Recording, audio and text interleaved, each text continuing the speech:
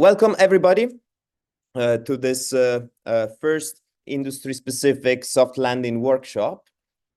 This workshop is part of a longer series of industry-specific soft landing workshop by Seeds of Bravery project. So today's focus is going to be on space tech, as you know, and this workshop is designed for startups, entrepreneurs, SMEs, and innovators looking to build critical resources for a successful soft landing in the European space tech market. So today, we expect to gain a deep understanding of the European space tech landscape, including key players, market dynamics, and opportunities. We're going to explore the regulatory framework shaping the space activity in Europe. We're going to navigate the funding landscape for space tech ventures. And finally, we're going to be inspired by successful space tech entrepreneurs sharing their journey and insights. And of course, there's going to be space for a Q&A session at the end. I am Lorenzo Rando from the Erasmus Center for Entrepreneurship. I'm calling from Rotterdam in the Netherlands. And let me walk you through the agenda for today's workshop. So this is the very first part, a short introduction by myself. I'm going to tell you in a minute a little bit more information and background around the Seeds of Bravery project. Then the section number 2 in about 5 minutes is going to be led by Luca Del Monte, who's going to talk us about the trends shaping the space tech industry, including the evolving market needs, the growth areas, an overview of the space tech ecosystem in Europe with a special focus on innovation centers and practical tips on engaging within the ecosystem. Then after a small breaks of up to 15 minutes, oh, no, sorry, the break is after. After the Luca Del Monte's intervention, Ferdinand Jaspers from the Erasmus Center for Entrepreneurship is gonna talk to us about the essential skills needed now and in the future within the space tech industry, exploring the educational and professional development opportunities for both individuals and teams. So here comes a break of around 15 minutes, after which at 3:30, section number 3 is going to start, and Holger Kastler is going to talk to us about the framework governing space activities in Europe, including licensing, liability, and international agreements. After which the very last section of today is moderated by Florent Passalacqua, who's going to talk to us about open innovation and funding, followed by inspiring talks by 2 successful space tech entrepreneurs who have successfully started and grown a business in the industry. So these are Eugen Yakovlev, Chief Investment Officer at Skyton, and Jakub Zivist, CEO of Orbify. And they're going to focus on their soft landing experiences, lesson learned, and strategies for success. Then finally, there's going to be a brief recap where I'm going to give you some more information on additional resources and concerning Seeds of Bravery and closing remarks.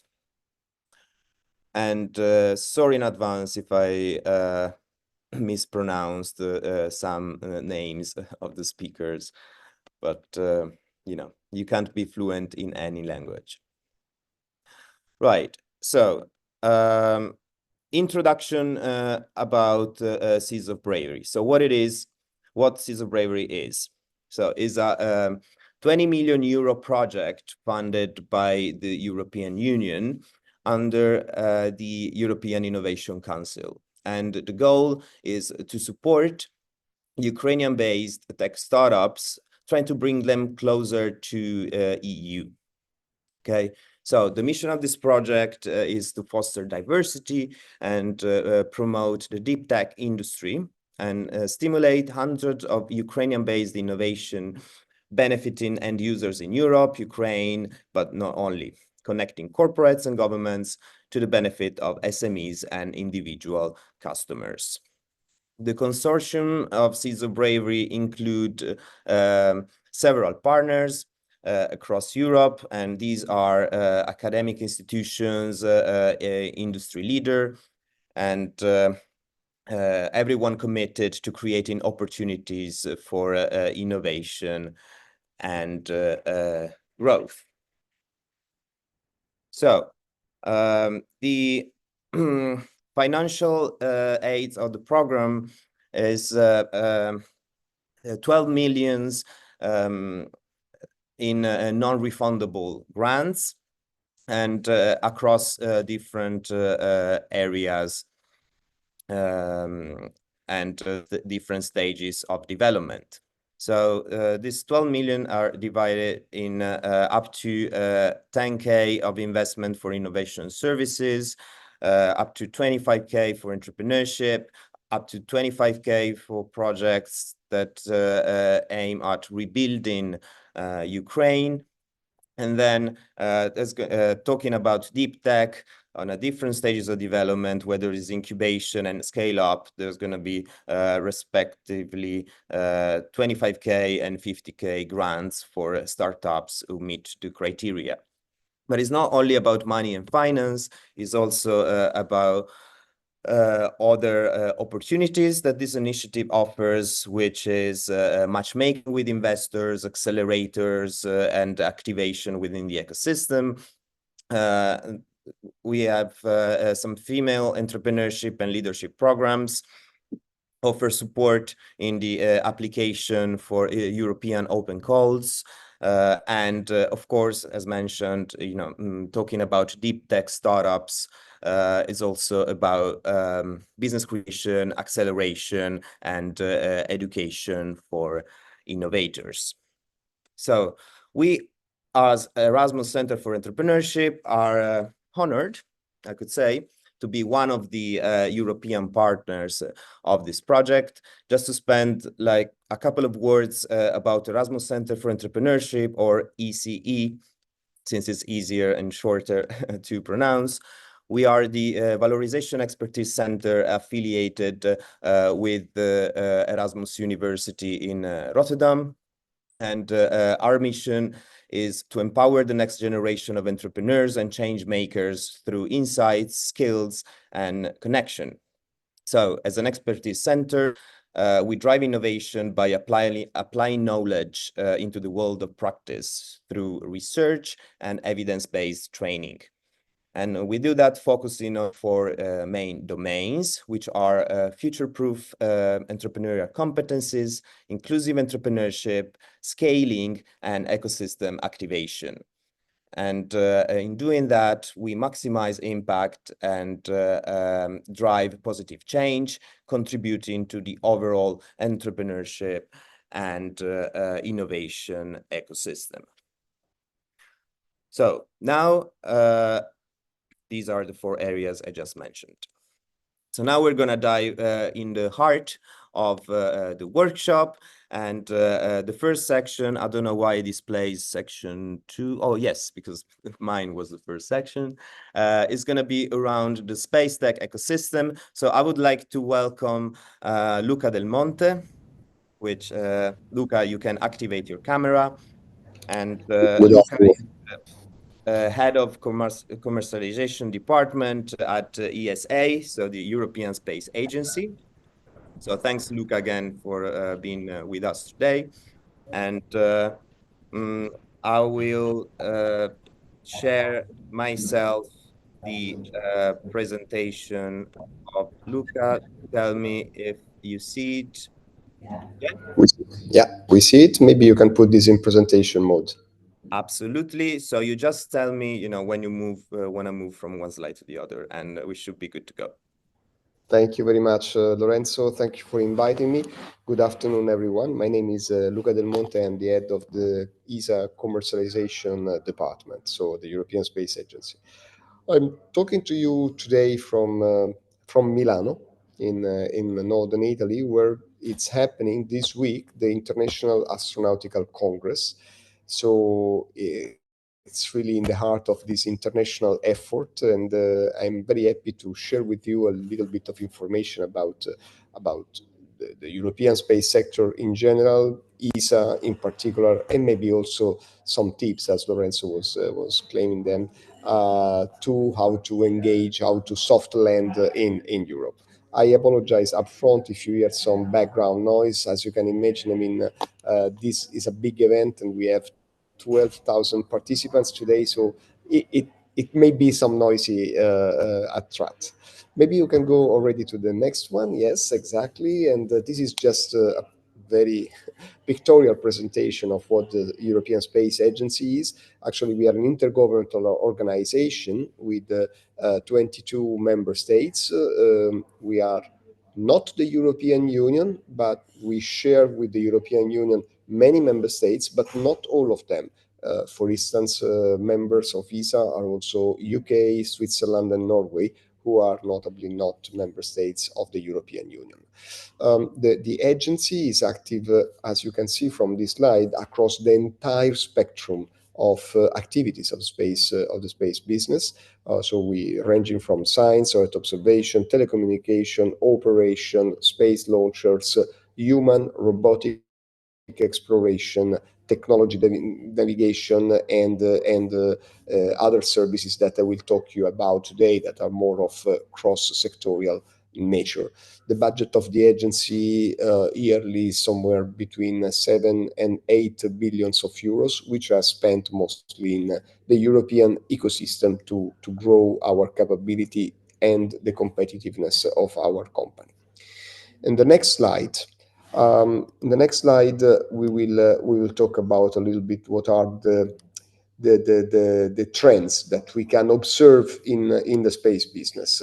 So space business, as you, mostly of you probably already know, because I guess that most of you are space entrepreneurs already, is living a revolution, what we call the new space revolution, where we see a booming of the use of space in diverse areas that were totally unknown a while ago, like for instance in space connectivity, where, as you know, all the booming of this constellation is opening new opportunity to connect anywhere, but also exploration with now a growing group of space powers with new and improved human and robotic exploration capabilities. We have in-orbit servicing, that is another area that includes refueling, repairing, refurbishing, and even removing of space objects for civilian purpose, peaceful purposes. But as you can understand, these are technologies that are clearly dual use and can also have some security implications. But also space is fundamental more and more in dealing with the monitoring of the terrestrial hazards from space to act in time, coordinate actions. So the result is that these convergence between the digital economy on one side and the space industry, what we call actually the new space, is provoking a booming of the demand for space transportation services. And nowadays we have about 1,700 satellites per year that are to be launched from by 2030. Just to give you some figures in comparison, in the period 2010-2020, it was just 100 satellites per year. Now we are at 1,700 satellites per year. And this is pushing the need to lower the launch costs, and also through fully reusable launchers, the introduction of new technologies, the development of micro launchers. So it's a booming new market. And this development is one dimension of the new space economy, but there are other aspects, and that we try to depict in the next slide. The next slide is showing to you some figures about the dimension of this space economy. The general dimension of the space economy is somewhere between, let's say, 400, let's say it's last year more or less 400 billion euros worldwide. This is the output of an input which is mostly of taxpayers' money worldwide, so public institutional funding.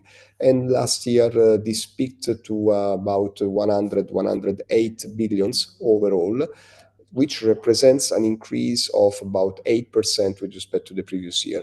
And this trend of increasing of public spending along the years has been basically is constant since at least the beginning of the year 2010.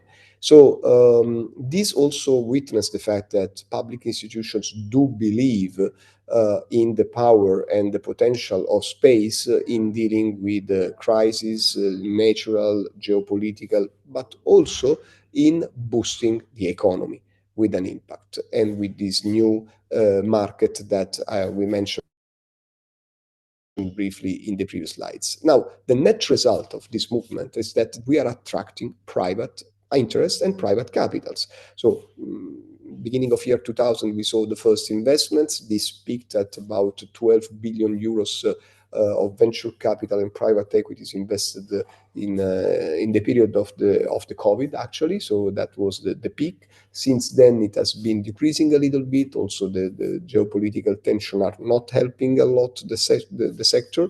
And now we are about 6 to 7 billion euros per year of private investment, which honestly, I would say is a very encouraging figure, because I mean, you understand that in just few years we have arrived to an additional 6 to 7% with respect to the public spending.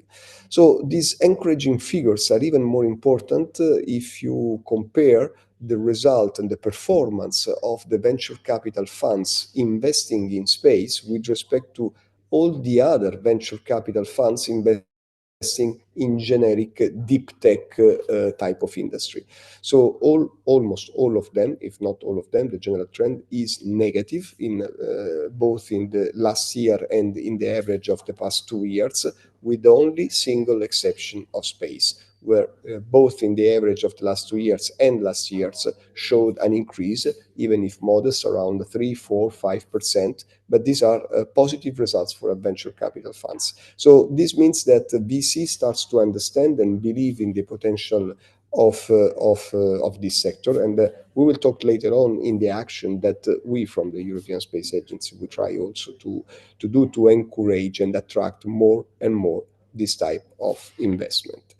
And moving to the next slide, it's clear that the main efforts that an institution, a big institution like ESA has to do is to evolve, and actually we are in the process of evolving and changing our mindset, because as you can imagine, let's say whenever an institution is engaged in managing public money, our obsession as space engineers is to maximize the performance of our system and minimize the risk of failure.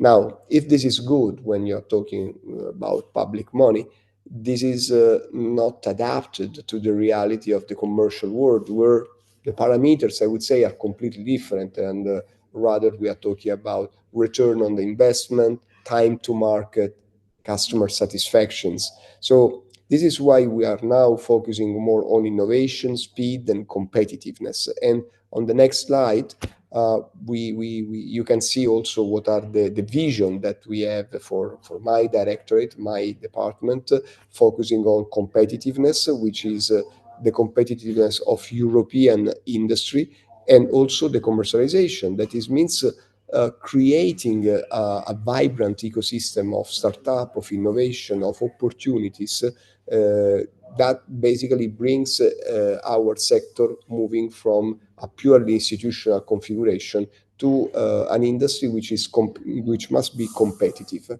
on the global market. This is specifically important for European industry with respect to their competitors in the US, for instance, because in the US they can safely rely, if you want, on a captive market, which is very strong and guarantees, let's say, a domestic demand. This is not the case in Europe, so this obliges our company to be extremely competitive. And when you think about competitiveness, the engine of competitiveness is innovation. So our industry has to be extremely innovative. And in the next slide, there is an example of some of the programs that we have, let's say, tabled now to support this type of development, commercial development. For instance, in the center of this slide, you see the LEO cargo return service. So basically, it's the return of, let's say, it's the capsule that should service the future set of international or commercial space stations that will replace the ISS after year 2030. But we are also developing a low-cost Earth observation mission.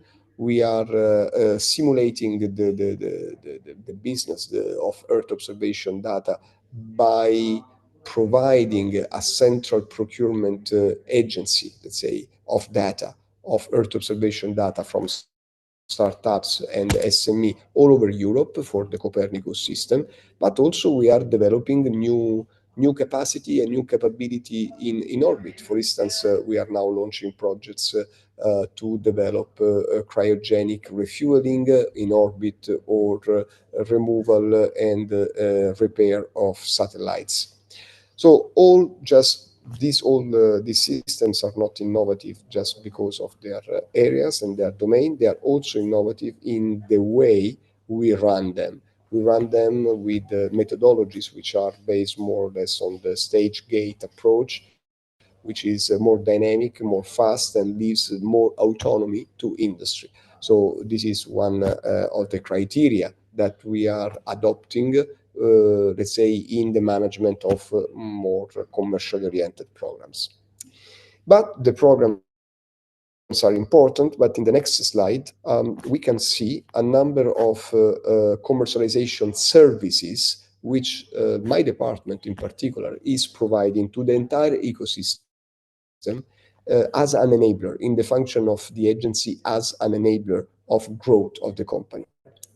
So sometimes we can be customer or partner of the companies because we want that industry develops some services that eventually are used by the agency itself. But in many other cases, we are not going to be a customer of the application services that are developed, but we want to enable our industry to deliver such and develop and deliver such services on the commercial market. For doing that, we have now a full spectrum of services that accompany the life cycle of a company, let's say from let's say, as we say, from cradle to death, meaning along the entire growth path of the company, the path to the journey to commercialization. For doing that, I will present you in the next slides a range of services provided by the ESA Commercialization Gateway, which includes, for instance, market intelligence, or incubation capacities, network of laboratories for innovation, technology brokers, patent protection, IP protection, but also a marketplace for customer acquisition.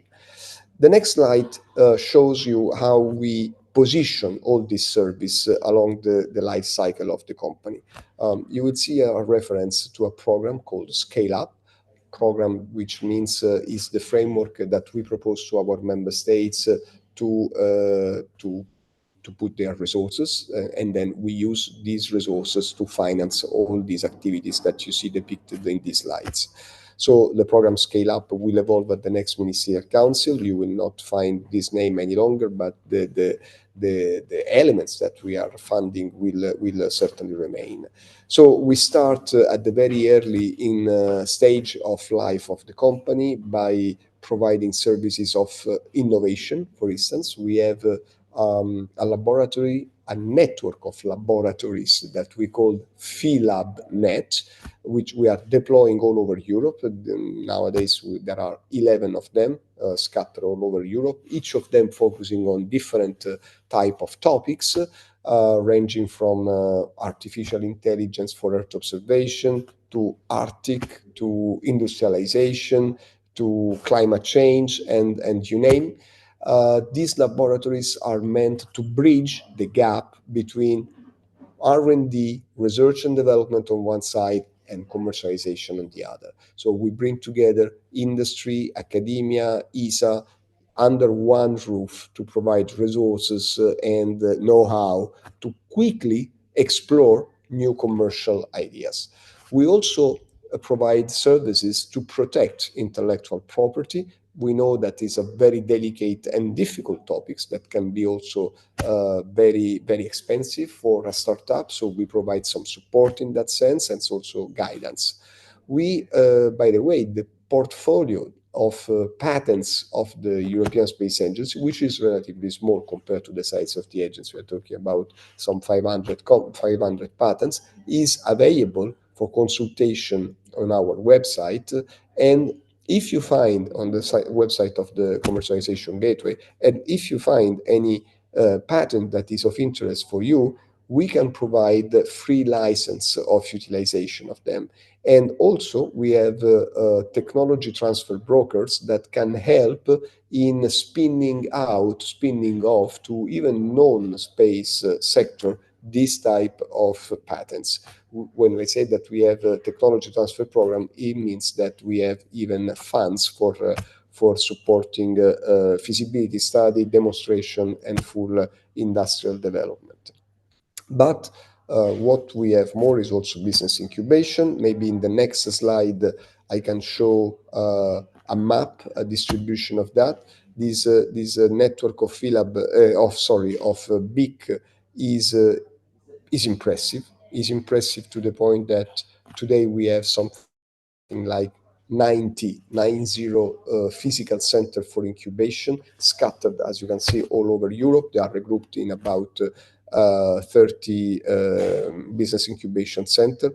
We have more than 1,800 startups that have been selected in the 20 years of operation. This year we celebrate the 20th anniversary, and we have been celebrated and ranked number 2 business incubation network worldwide by Financial Times this year. So we are very proud of these results, and I can tell you that our goal now is to export this model and to support the companies in our business incubation centers to move even outside Europe, and we encourage them actively. We provide tools actually to do that, to establish joint venture with non-European companies. Very important to mention in the context of today's meeting is the fact that just 2 years ago, our council has invited the BIC, our business incubation centers, to open also to Ukrainian entrepreneurs. And we have then offered the opportunity to also to Ukrainian partners to establish themselves in our business incubation, and so several of them are already active. And I think that maybe later today in the afternoon you will have some example of active what really happened. Then there are this PhyLabNet, we have discussed about that, but even more interesting, and you can see this on the next slide, that is number 11, we have also some programs that are domain specific, like for instance a program for space transportation, a program for navigation, for Earth observation, telecommunication, space debris operation, space weather, microgravity, and integrated application development that are open to all the companies that are in our networks, and this is with zero equity co-funding from our side. You get also guidance from us, from the agency, both from technical and business perspective. On the next slide, you can see some example of successful technology transfer that have been facilitated by the agency. Here there is one famous example of a mass spectrometer instrument that have been developed for our mission to the comet, which resulted in spin-off in domain really unexpected, like the monitoring of the air quality on the military submarines, the nuclear submarines, or technologies to detect and remove microplastics from household panel products, and or let's say also for biomedical system to detect Helicobacter pylori. So you see, I mean, it's a very varied range of opportunities. And the last slide I would like to share with you is showing also some example of business application space solution. So I think that all in all, this gives you an idea of the offer that the agency is providing to the companies in our ecosystem. Ukrainian entrepreneurs are welcome for sure to get in touch with me and my team. We would be very happy to discuss the condition under which you can access these services in case you are interested.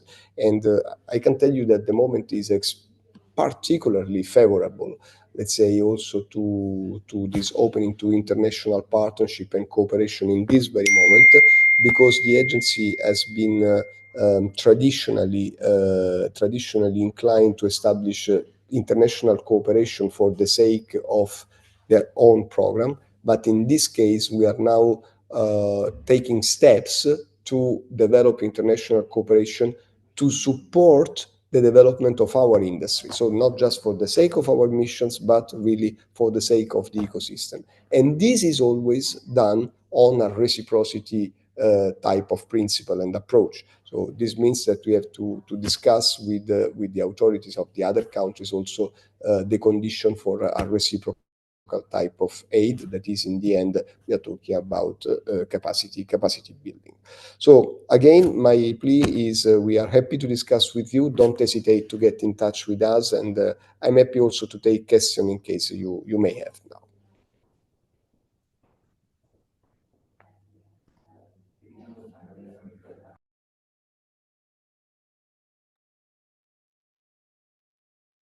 Okay. Thank you very much, Luca, for your presentation. So talking to the audience now, please don't hesitate to ask any questions you might have and type it into the chat. We still have a couple of minutes with Luca, who's happy to answer your question in case you have it. And throughout the presentation, also don't hesitate to ask further information, and Abby, just like she mentioned, she would be happy to answer.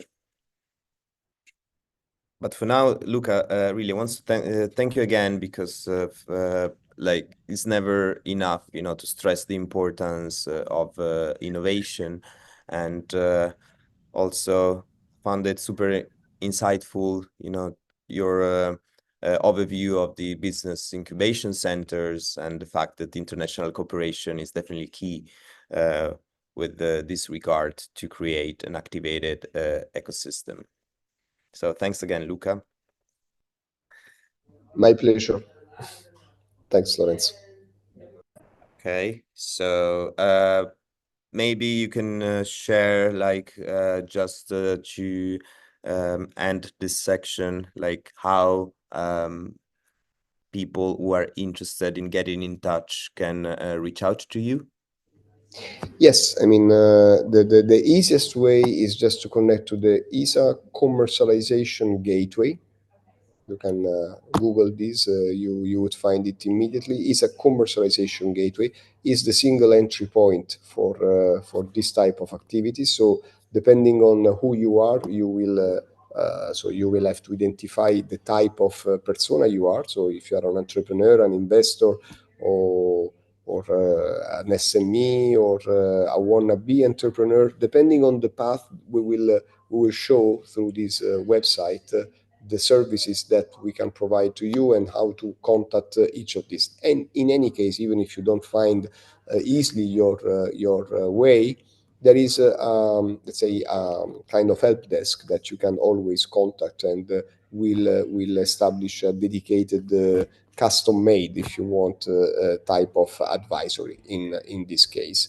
So I would say that this is the easiest way, especially if you need, if you are or now established in Europe, or you are planning to establish and to settle a subsidiary or your company in Europe, it's also important to have access to private investment in Europe. And this is where we can provide a significant service. We have now a network of 56, 57 venture capital private equities that we cooperate with. So myself and the member of my team, we are member of the advisory board of this VC, and our goal is to help them to invest more and more in the ecosystem, and to do that with the risk, the technology, and the market. This means that we advise them about the soundness of the technology that is proposed and the size of the potential market. This usually reassure a lot the investors, the partner investors, and when it is the case, then they are happy to let's say provide resources, entering the business. Today, for instance, just this morning, we have announced the 20 raising stars of the agency. This means every year we give a kind of label of quality to 20 company in our team, in our community, that in our opinion have a very high opportunity of growth, and then represent a good opportunity for investment. This is, of course, as you can imagine, a big boost for these companies, and we would be delighted if one of you guys could one day be part of this cohort. Amazing. I see that there are some questions coming in, actually. Some of those maybe you partially answered, like with what you just said, but just to make sure that every question is being answered, Marcel is asking if there is a community where professionals can participate to support startups, ESA, and other parties involved. That's a very interesting question. Thanks, Marcel. So we have, let's say, the mechanism in which our commercialization networks are set up and operated today, which does not mean that will remain the same in the future, but today is almost completely outsourced. This means that in each country we identify professionals that provide and run our incubators and our technology transfer brokers, our PhilabNet. So these are professionals external to ESA, which are selected through competitive calls and provide this type of support. It does not mean that it will remain the same in the future. So we may see different evolutions, but the answer is yes, it's already happening, and these experts are selected on a competitive base. If I read through the lines of this case, so that maybe just my interpretation is that it would be interesting to create also a pool of experts that we could provide in support of our companies, and this is a valuable advice. So we take this on board. We don't have it ad hoc. We have, as said before, in a structured way, but maybe we could even have an ad hoc pool of additional experts. Why not? It's a good suggestion. The other question that I see in the chat, so about how to apply and where is the list of the open incubators, all these type of information you will find in the ESA commercialization gateway, of course. In a nutshell, each incubator has 3 to 4 calls per year, so it's cut-off date. So this means that you can submit application whenever you want, but there are 3 or 4 cut-off dates where the board summons and assess and evaluate all the received application until that date, in that period, and then communicate, of course, the results. So I would say 3 to 4 periods, but you will see the calendar. There are all the incubators with all relative calendars and the link. And if you don't find anything, again, there is the help desk that can support you. For the Ukrainian companies, of course, it's let's say it's not as linear as for a European one, but we have found already solutions I'm knowledgeable about the Portuguese BIC, the Italian BIC in Turin. So things like that are already happening today. So it's working. It's a system that works. So don't hesitate to apply. Great, excellent. And there's just one very last question. Someone asking where possible to find the list of open incubators.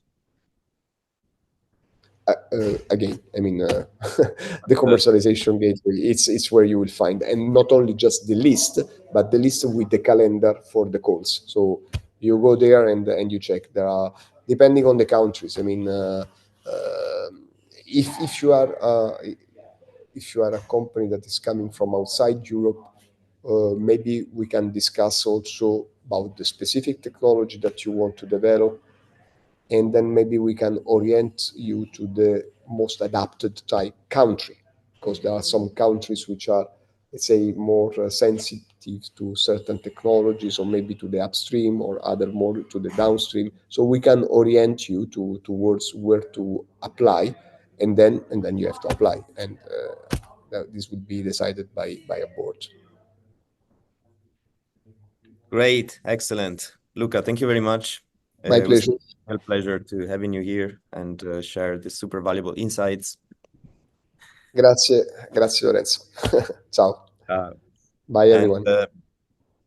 Yeah, now I would like to welcome to the stage our next speaker, who is Ferdinand Jaspers, my colleague and program director at the Erasmus Center for Entrepreneurship. Welcome, Ferdinand.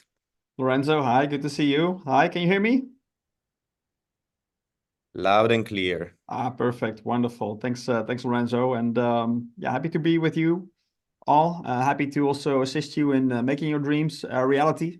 Because many of you are entrepreneurs, are ambitious entrepreneurs, want to make an impact, and you want to continue and accelerate your journey. So that's what we're all about, to assist you with that. And yeah, I'm happy to just share with you some thoughts and insights about how to do that effectively. So let me just share a couple of slides, and yeah, I can't stress enough that you're more than welcome to make use of the Q&A so that we can engage with you interactively as we go through some slides. So if you have some questions already, then also following maybe the previous presentation, just let me know, let us know, and we'll moderate that together. Okay.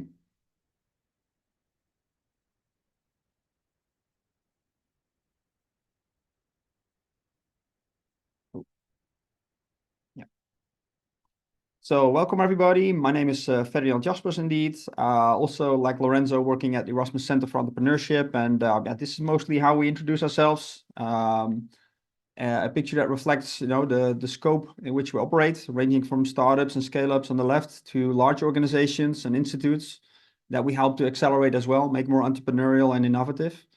And yeah, I mean, how we do that is basically stressing the need for innovation excellence, as we call that. And one of the areas in which we support entrepreneurial behavior, entrepreneurs, but also policy makers, institutes to be more entrepreneurial, is amongst others through this program, Space for Business, which you're also welcome to join. It's an executive program that we operate with the multiple business schools in Europe, also with the support and partnership with ESA. And yeah, I'm one of the professors in that program, and I just would like to share with you in the next 30 minutes or so some basics of also how we train the participants in this program. And again, this ranges from, large corporates, so to speak, wanting to become active in the space industry, startup companies, but also people working at public organizations wanting to make more impact with their ideas, commercialize maybe new technology, that that's what we're supporting in that program, and some of the basics I'll be sharing with you. I think it's a nice connection to the previous speaker, Luca, because he mentioned the wealth of support and programs and ecosystem in Europe, but also very much the availability of all sorts of incubators, accelerators, etc. And yeah, I can't stress enough the importance of participating in these programs, but if not, at least adopt the logic and the approach and the mindset that these programs help you to develop. So I don't know the level of expertise in this group, but let me just share some basics with you so that maybe it's a refresher, but hopefully also you get something new, and also put you on the track to to continue to apply that, to learn these kind of tools and approaches.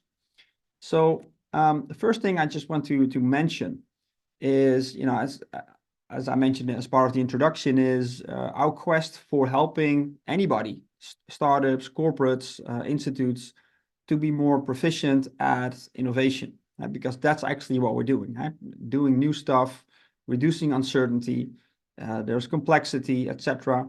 And so we can't predict the outcome, but we can for sure work on the process with which we innovate and try to become more efficient, effective, and proficient at that. So for that, a couple of things. First of all, this requires leadership. So I consider all of you in this webinar to be leaders. Leaders defined as motivating others, towards a common goal. And what this picture illustrates is that the leader is not only the one perhaps at the very top of the group or of the movement, but maybe for sure the one maybe leading from the back, being the facilitator, being the servant leader, so to speak, being the orchestrator. And to make it even more complex, probably you have to maybe engage in different roles at multiple times. You have to be the situational leader. And with that in mind, I just would like to go over a couple of things to maybe put some things in perspective and make it practical. So yes, talking about this visionary leader at the top, it means whatever you are working on, you need a vision, you need a passion and a purpose that is able to unite maybe people in your specific team, but also in your ecosystem. Without a doubt, you need partners, you need mentors, you need first customers, you need suppliers, whatever. There's probably a very complex ecosystem required for making your ideas a reality. And what unites these people that you maybe have to form as a guiding coalition is this common purpose, this common goal. And maybe it's up to you to try and develop that in the first place, but also co-create that with the people joining your movement. So this should also evolve a little bit, this story, to tailor to the needs of everybody. And so what is this inspirational, overarching, uniting story and logic?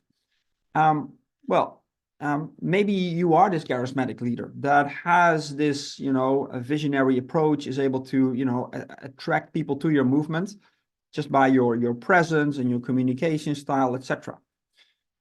More likely than not, you are not perfect in this, and you need maybe tools and techniques to co-create this together. And it's very hard to, for instance, concisely catch and describe your vision. So the EU in several programs has developed just a template to help you formulate this kind of vision statement. And there are multiple tools. There's no one best way, but just as, to put that in your toolbox as a leader, I'm going to give you it just straight away. We don't have time, of course, in this session to organize a workshop. The slides will come your way, so you can practice and apply this. But it shows you that this kind of, encompassing vision statement comprises these 6 elements. And, just to give you some examples, just random examples outside of the space sector, you also find it on this slide. So just a nice tool. You can try it out. What would it be for you? Iterate with a couple of versions and make it yours. So maybe by now you you took a look at this template, and then you find that it's actually not easy, of course, that you indeed have to take into account the ultimate users or beneficiaries of your effort, maybe the public at large. But without a doubt, there will be those so-called takers, or maybe even multipliers, as they are sometimes also referred to.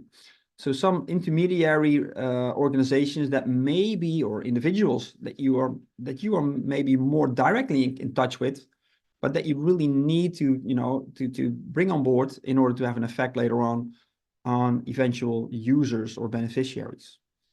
So it's complex. A lot of stakeholders are involved without a doubt. But here you go, a nice little tool that you can try and create a vision with and for. I'll come back to this later on. But what this shows, more fundamentally, is that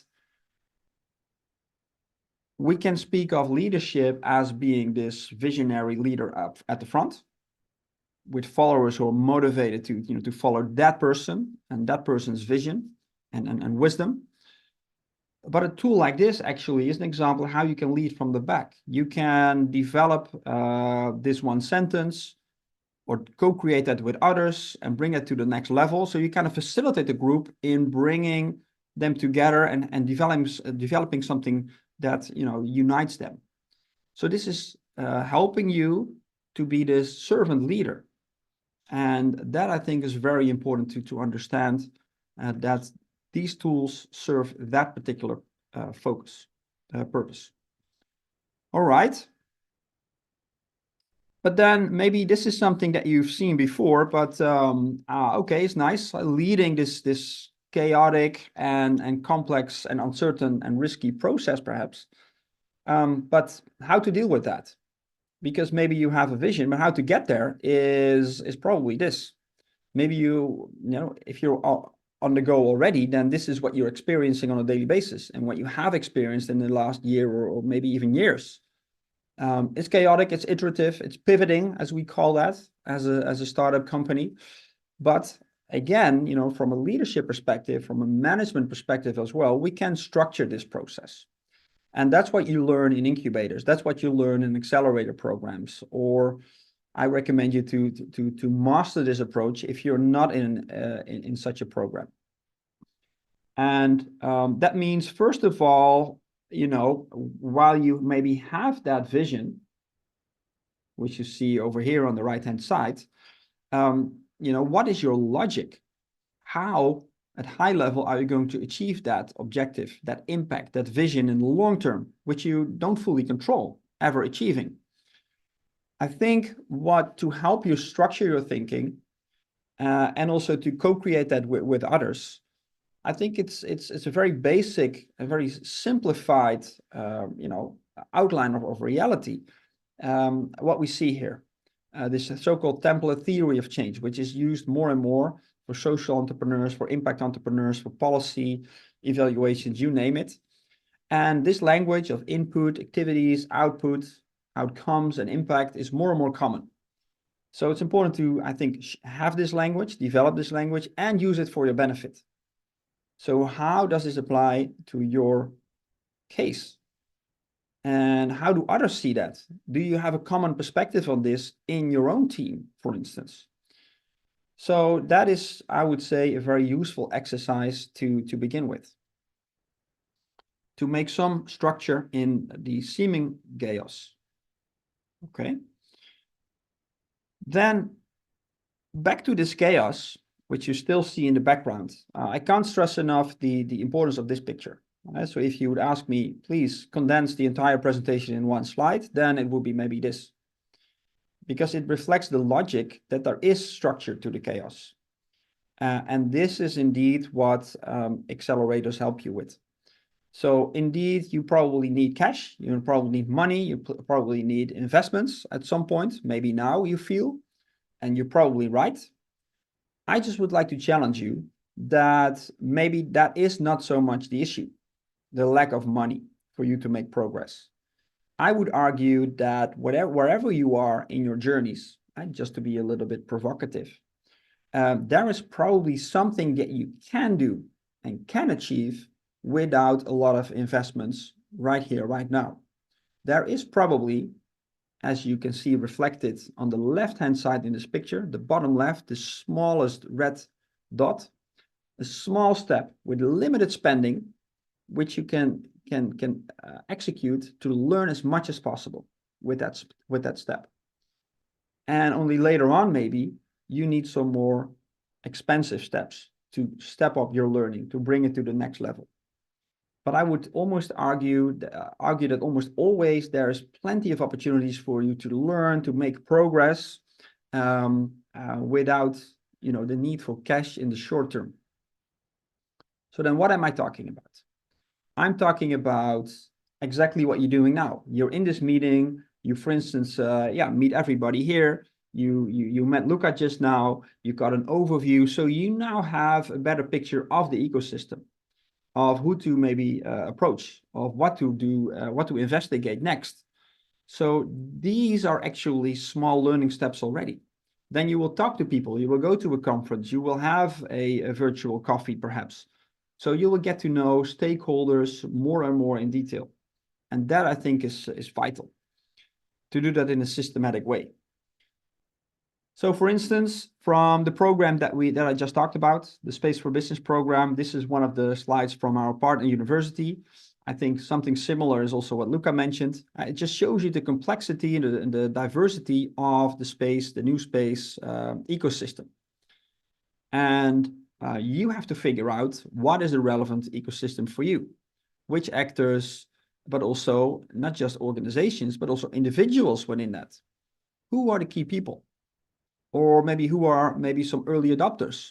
Who are maybe some fans that I can get on board? Who can I approach maybe indirectly if I don't have a direct access to somebody? And that's a learning process. That is worth the investment, and maybe investment in terms of time, cups of coffee, maybe travel costs, etc., but not necessarily money to invest in the next, you know, expensive physical prototype of whatever it is that you want to achieve. So with that in the back of our minds, you know, I think it's always a very, very important exercise to indeed consciously map your ecosystem. And this is completely outside of the space industry, but just as an example of how you can start to kind of make your own visual and co-create that. Because having an overview like that, having a common perspective like that with your team, I think is very, very important. Also, how are these people related? What is the nature of their interactions? And indeed go beyond this picture where you label different types of actors, but also indeed bring it to the next level where you find maybe within each group your key stakeholders, individuals, specific organizations that you want to target, so that you can really build also a social network in this ecosystem. So that is kind of the main logic. And let me just take that to the next step, right? And again, you know, any questions, let me know. Yeah, this is a very generic model. So if you would ask me, you know, how to deep dive into specific steps of this iterative startup journey, how to lead and motivate others subsequently, how to bring them on board, how to motivate them as a leader, then I think it's important to understand this picture. It's, you know, the basis of customer-centric innovation, but for me, it's also the basis of change management, of leading others, of motivating others. The multiple models that you can use, but this one tends to be accessible and tends to be a very good starting point for sure. So what you see here is at the bottom is maybe somebody you want to influence and motivate, a customer, a stakeholder, whoever. And you have to first understand upward motivations, the push and the pull. So to what extent and why is somebody motivated to go from A to B? So the push really refers to the existing situation, right? How nasty is that? How painful is that? Well, if that's the case, people want to flee this existing situation. Maybe that's not the case. So then the only thing upward that's left is the pull. And there you come back to the impact statement. What is the vision that you have for these people? Why do they care? Why should they care? You know, is there an alignment between what you want to achieve and achieve for them and what they want to achieve themselves? So understand the motivation to, you know, to be attracted and motivated for this, you know, upside potential that you offer. But then what entrepreneurs typically forget is that there is not only upward forces, change forces positively, but also negative forces preventing change and being going against the change movement that you want to bring about. So first of all is anxiety that I would like to talk about, just mentioning it. Because maybe you have this bright impact statement and the future state and this golden mountain, but some people will agree and will be motivated. At the same time, they will also feel it's a little bit anxious. It's a little bit difficult and challenging to go in that way. So there will also be this anxiety. Well, is this possible? Maybe it's too risky for me. There's this doubt. Maybe they don't express, but you have to try and dig deeper and understand these concerns before you can possibly target them and reduce them. Lastly, at the bottom is not only the anxieties which have to do with the future state. It's really about the current habits. What lock-in do people have? Even though there's a big push and pull, what are the barriers, the processes, the comfort zone that keep people stuck? And you want to dive deeper in that as well.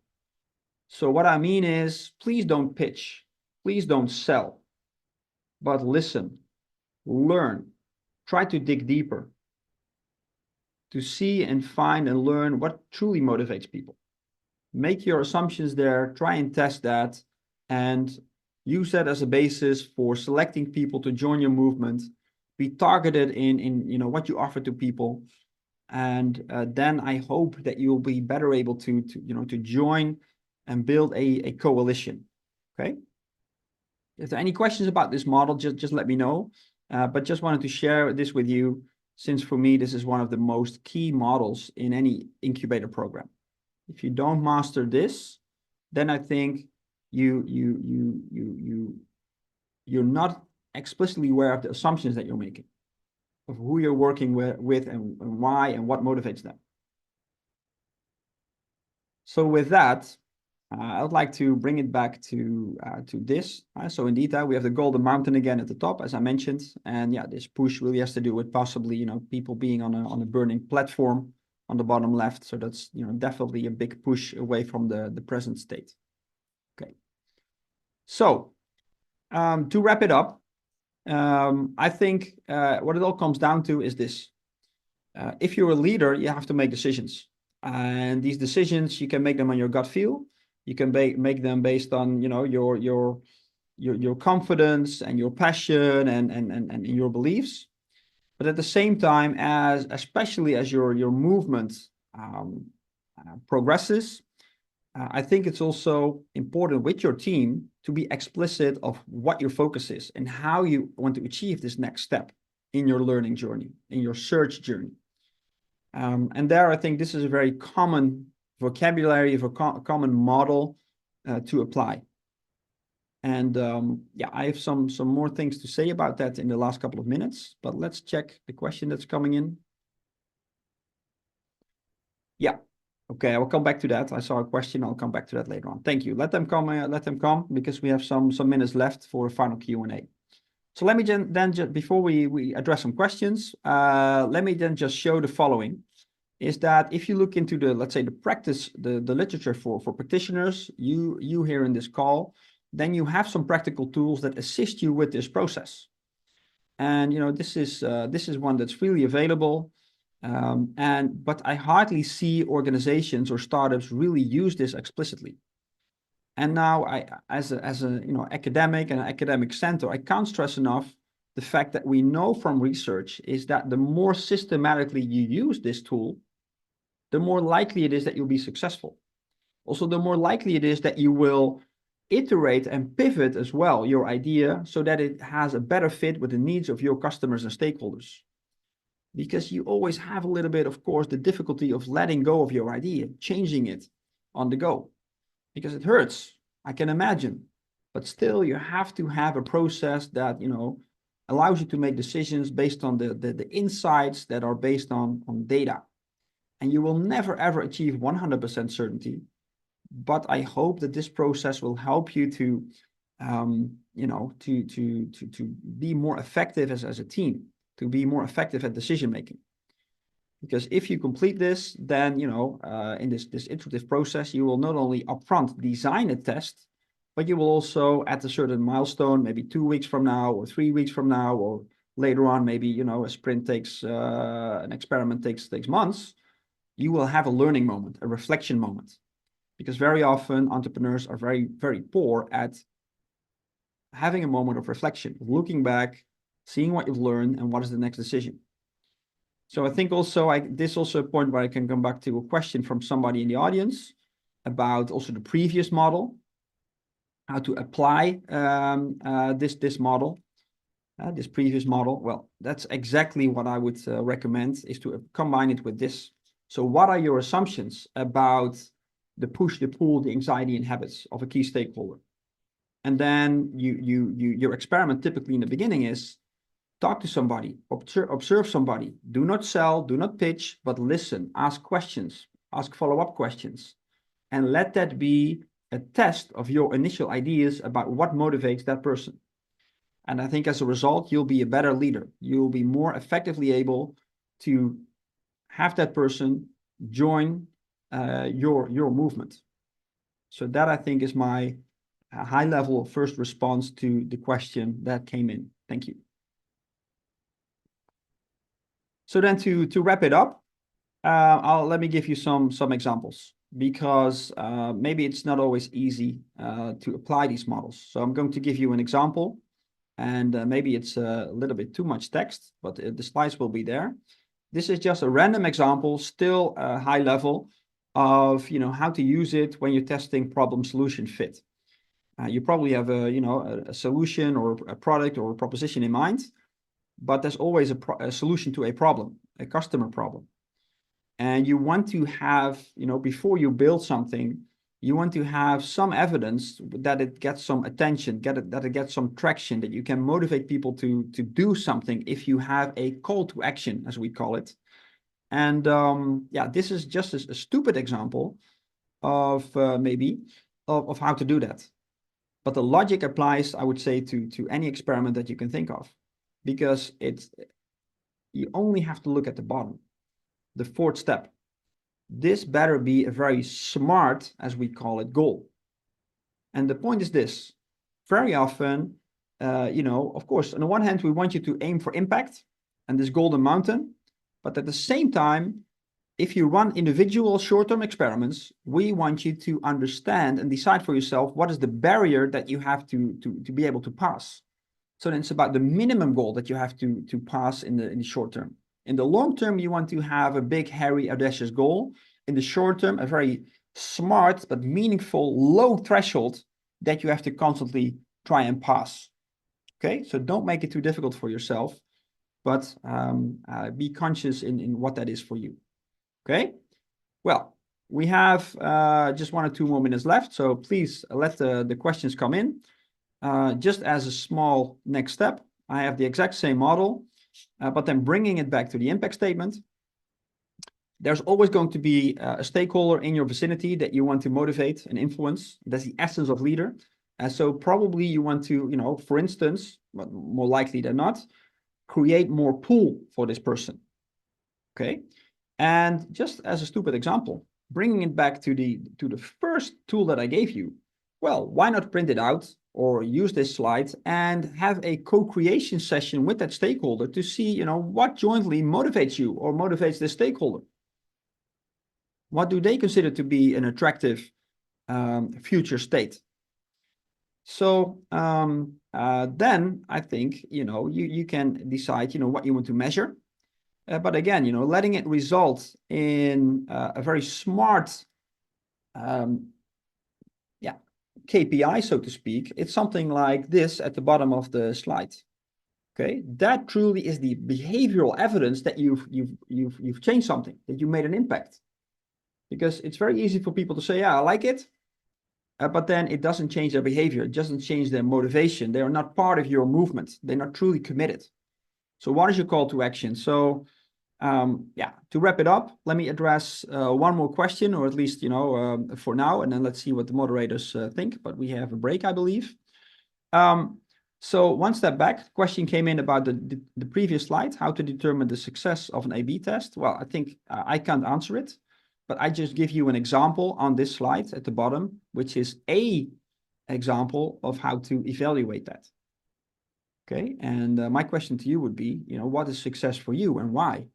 So I can't answer it in your specific case. Yeah. Okay, then I also see a comment.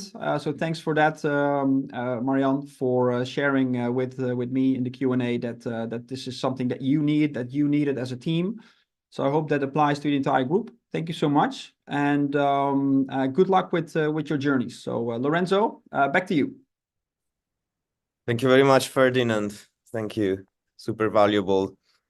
And yeah, as Marianne said, well, thank you also for providing strategies and examples, not only about like talent and development and leadership, but like way more than that, like stakeholder management and ecosystem mapping and the theory of change, motivation for change. So yeah, really valuable. And it's also great, it's fantastic to see like engagement from the audience too. So don't be afraid to ask questions. At the beginning of the session, I told you to do it via the chat, but I saw that you guys figured it out that chat is disabled and you can do it through the Q&A button. And thanks also to Abby from Axis BIC, who she's promptly answering live to the questions by typing what the speakers say by voice. So now it's 3:15, like 2 minutes later than that, and I would time for a break. So let's go and grab some coffee, tea, or water if you're already at so many today. And we are gonna be back live in 30 minutes at 3:30 Central European Summer Time with Holger Kastler talking to us about regulatory framework. So see you all in 30 minutes and enjoy your short break. So I would like now to welcome on stage Holger Kastler from DLA Piper. Welcome, Holger. It's good to have you here today. And Holger is a lawyer specialized in space tech, based in Munich, if I'm right. Yeah. Right. Yes, correct. Good. Yeah. So the floor is yours. Thank you, Lorenzo. And I will share my screen.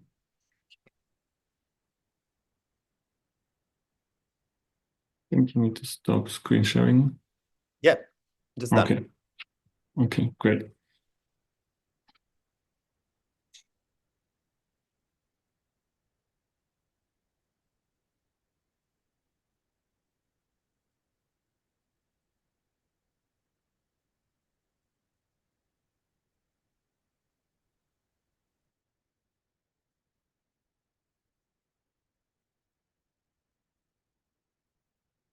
So, yes, hello everyone. I hope you had a good coffee break. My name is Holger Kastler. I'm counsel at DLA Piper. I'm a German qualified lawyer specializing in IP, IT, and space law, focusing on the space tech industry. We'll talk about the legal and regulatory framework in the EU today. We'll cover the legal basics, how to set up your business. We'll discuss licenses and permits, also talk about how to prevent legal disputes and mitigate liability risks. And most importantly, I'll discuss regulatory requirements and the compliance with those. And then we'll touch upon how to protect your intellectual property assets and finish with an outlook on the EU Space Act.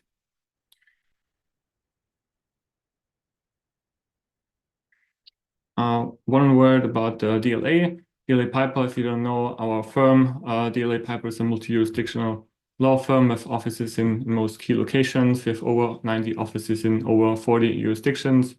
And many of these places may not be relevant for your business right now, but some may become relevant for you in the future if you expand your business in various jurisdictions across the world. Let's get started with the legal basics. So EU law needs to be seen as a legal framework that it consists of both EU law as such, meaning the treaty for the functioning of the EU, and also national law, both together is EU law. And as a business, you always have to look into both levels on the EU level, but also the national law that is determined by EU law. Once you get your business started in the European Union, you will have access to the European single market, sometimes also referred to as the internal market, which is an important point to remember. You will then have access to the other member states, 27 member states of the EU, but also because of agreements with the EEA states, Iceland, Liechtenstein, Norway, and Switzerland, that might also be helpful to further expand your business in the future. And the most important EU laws based on the treaty for the functioning of the European Union are the 4 fundamental freedoms, which are the free movement of goods, labor, capital, and also the freedom to establish and provide services. Why is that important? That is important for you to and then decide where you want to set up your business and where you want to incorporate your business and then benefit from the freedom to provide services across borders.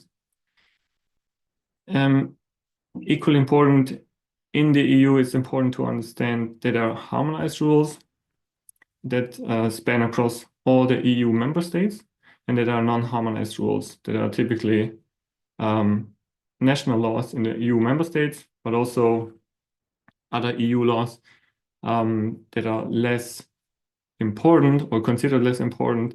So there are different standards in different EU member states.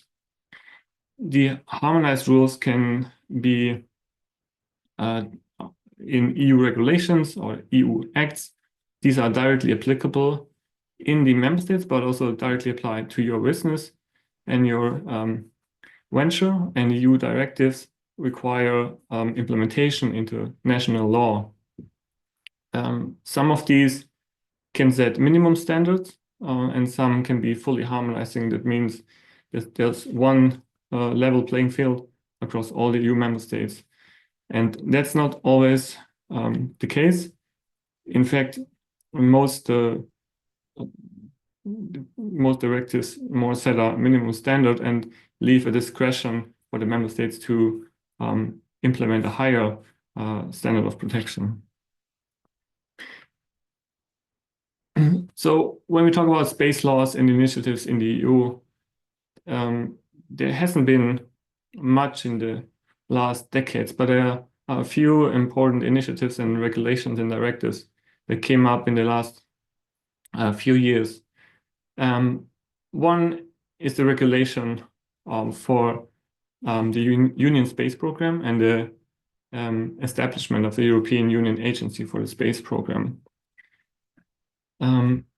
Then more importantly for your future business are 2 directives that we'll discuss in more detail in the next few minutes. The one is the directive on cybersecurity, and the other one is the directive on resilience requirements for the space sector. And more recently, the regulation establishing the Union Secure Connectivity Program, IRIS2, is also worth noting, which forms one of the space regulations and laws in the EU. There is a EU Space Act currently under discussion. We'll also come back to that at the end of this presentation. But unfortunately, in the beginning of 2024, the decision was made to put this on hold for the time being. Perhaps this will then be picked up later at the end of the year, hopefully, and we'll see how this develops. But so it's kind of a fragmented framework for the time being, and we'll see how this then develops. On the international level, a few international treaties are worth mentioning, and it's also important to understand that these international treaties are not treaties that the European Union is a party to.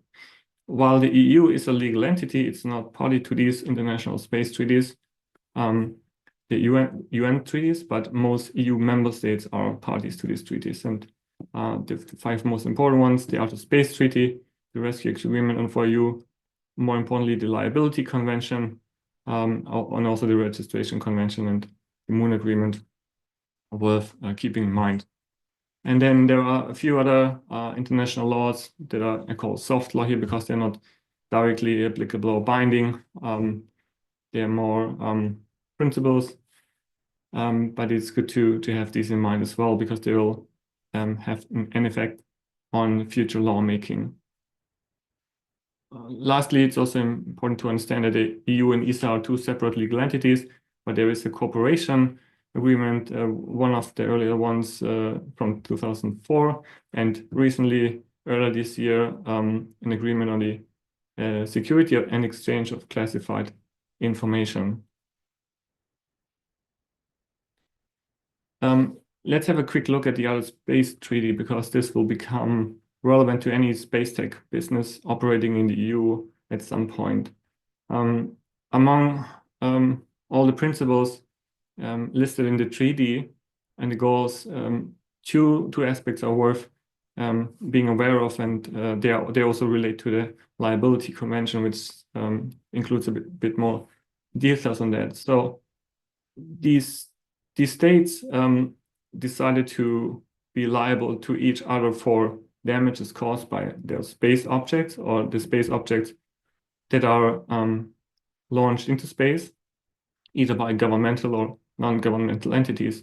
And for the last decades, this wasn't really an issue for the states because all the space missions were conducted by the governments or governmental institutions or entities. But with the shift to more to the commercialization and privatization of the space exploration and space tech industry, there is kind of a liability gap or the question of who is responsible for any potential damages. So we will see more laws evolving, national laws, but also EU law, clarifying who will then be liable for any potential damage caused by space objects of private actors.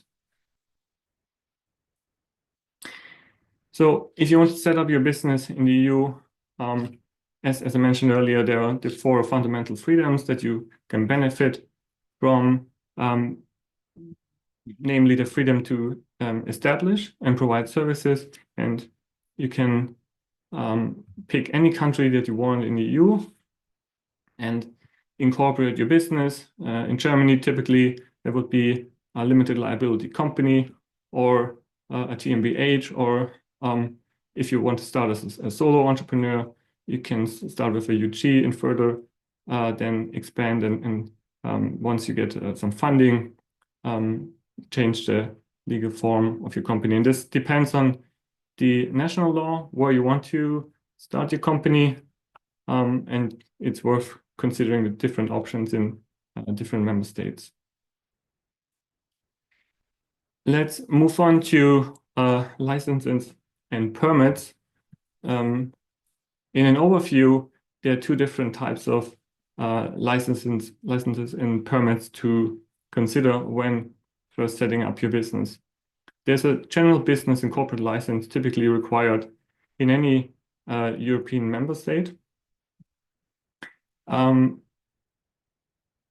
national law will determine in the rules for that specific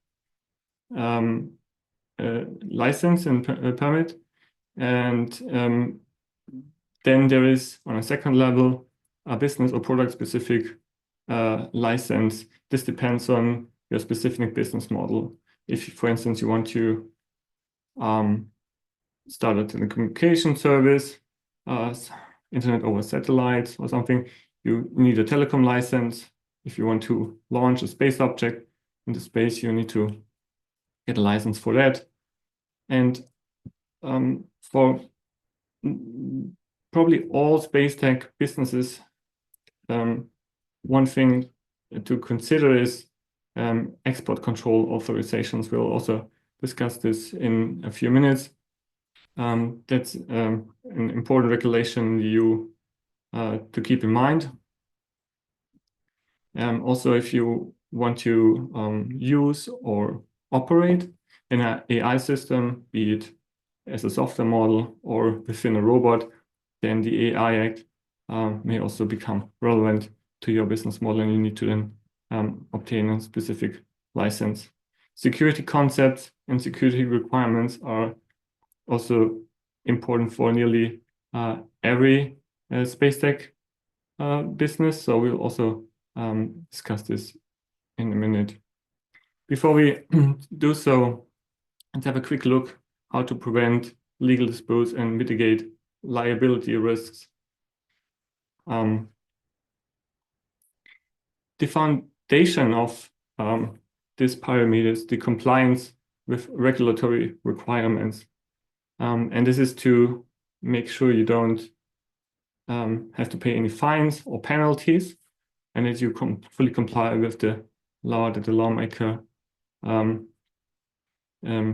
puts out there. Then in view of other businesses, competitors, or simply IP rights holders, it's important to have a freedom to operate clearance before launching your product.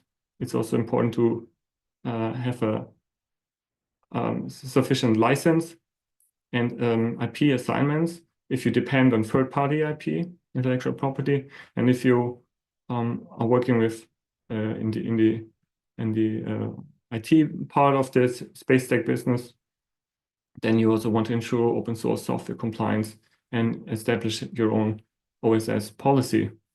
And to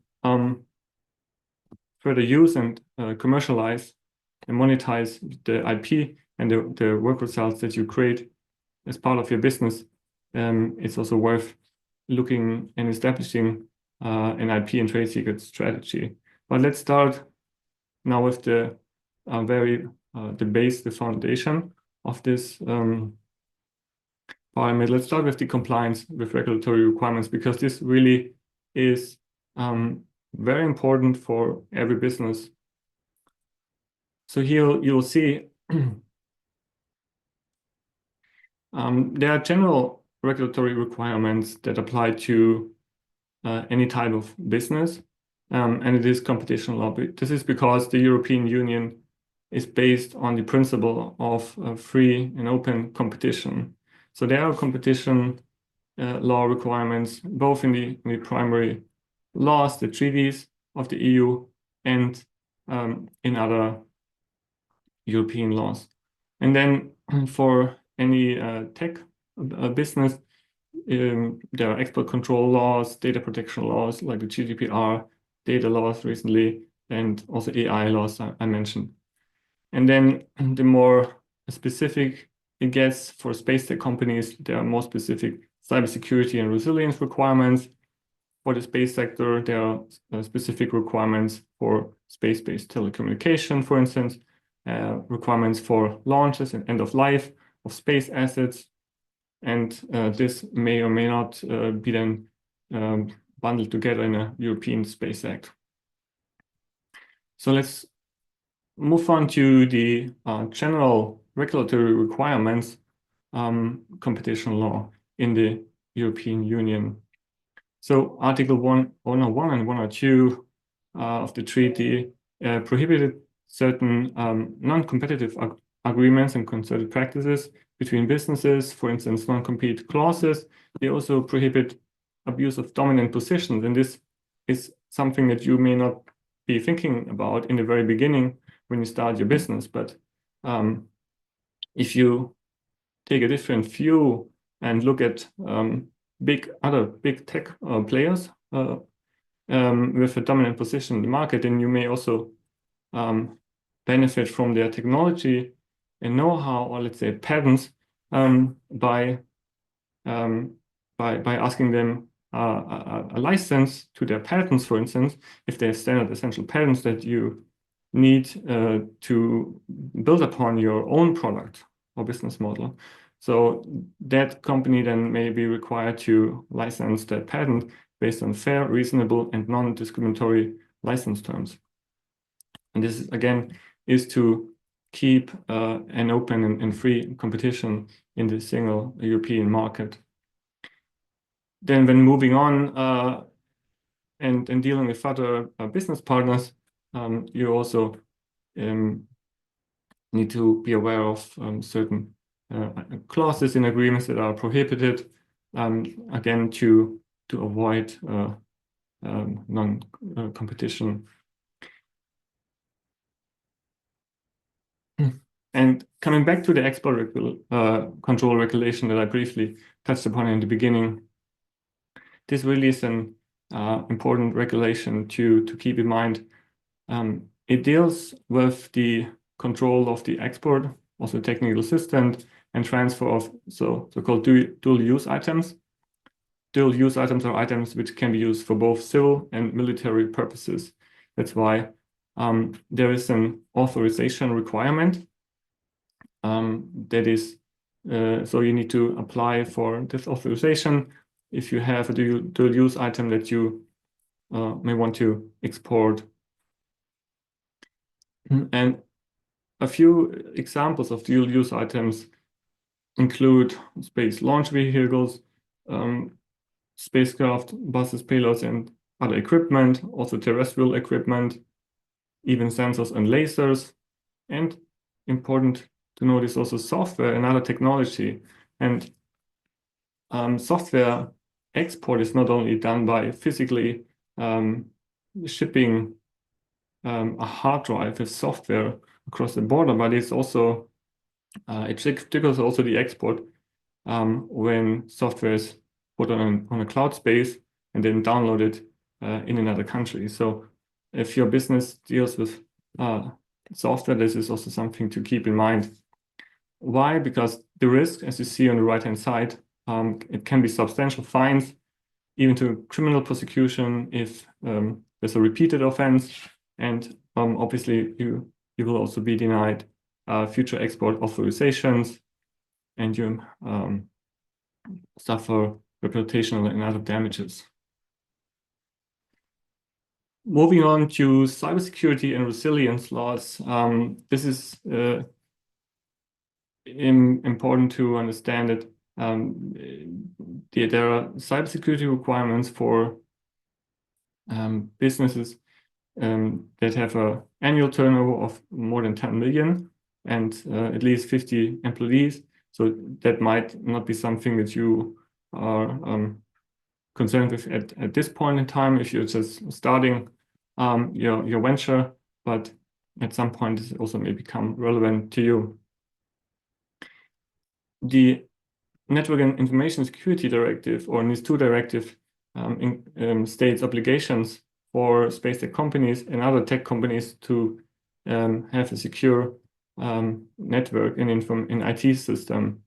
Space, as such, is a sector covered by the directive and is often considered a critical sector.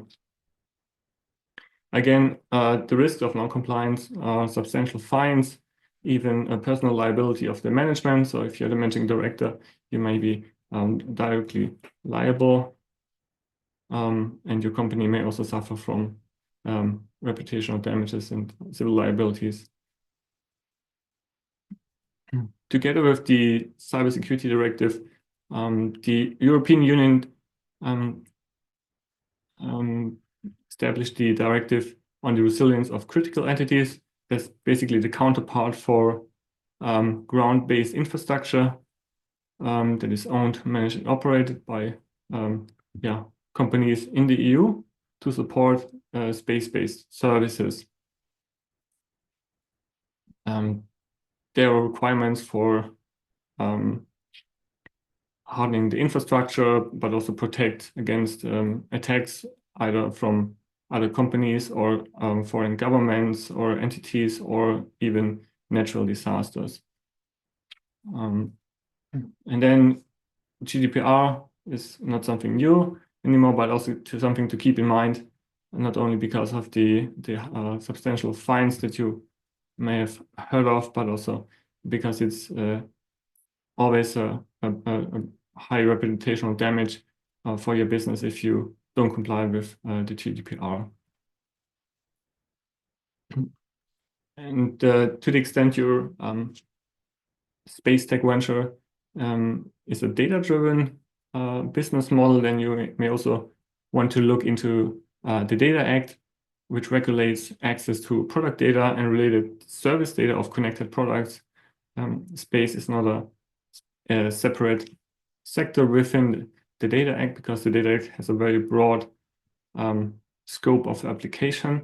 So it really depends on your specific business model, whether you're within the scope of that act or not. But if you are within the scope of that act, then the user has a right to access their data, and the data holder must facilitate such right of access. Again, since this is a regulation and this is directly applicable in every EU member states and also to every company, there are substantial fines that come along with non-compliance of the Data Act. And finally, the AI Act, something to consider if your venture includes the use or the operation of an AI system or model under the AI Act, while there is forbidden use of AI, let's say for social scoring by governments, which are banned and because they are unacceptable risk. There are other categories of AI models and systems. And so depending on whether your AI model is considered a high-risk AI or lower-risk AI, there are different requirements that you need to comply with them. That's it for now, an overview on the regulatory side. Let's quickly move on to how to protect your assets. IP assets, there's no general IP protection, but you need to protect your IP in the form of either patents, trademarks, designs, copyrights, trade secrets, and know-how. And how does it work? Let's start with patents, for instance.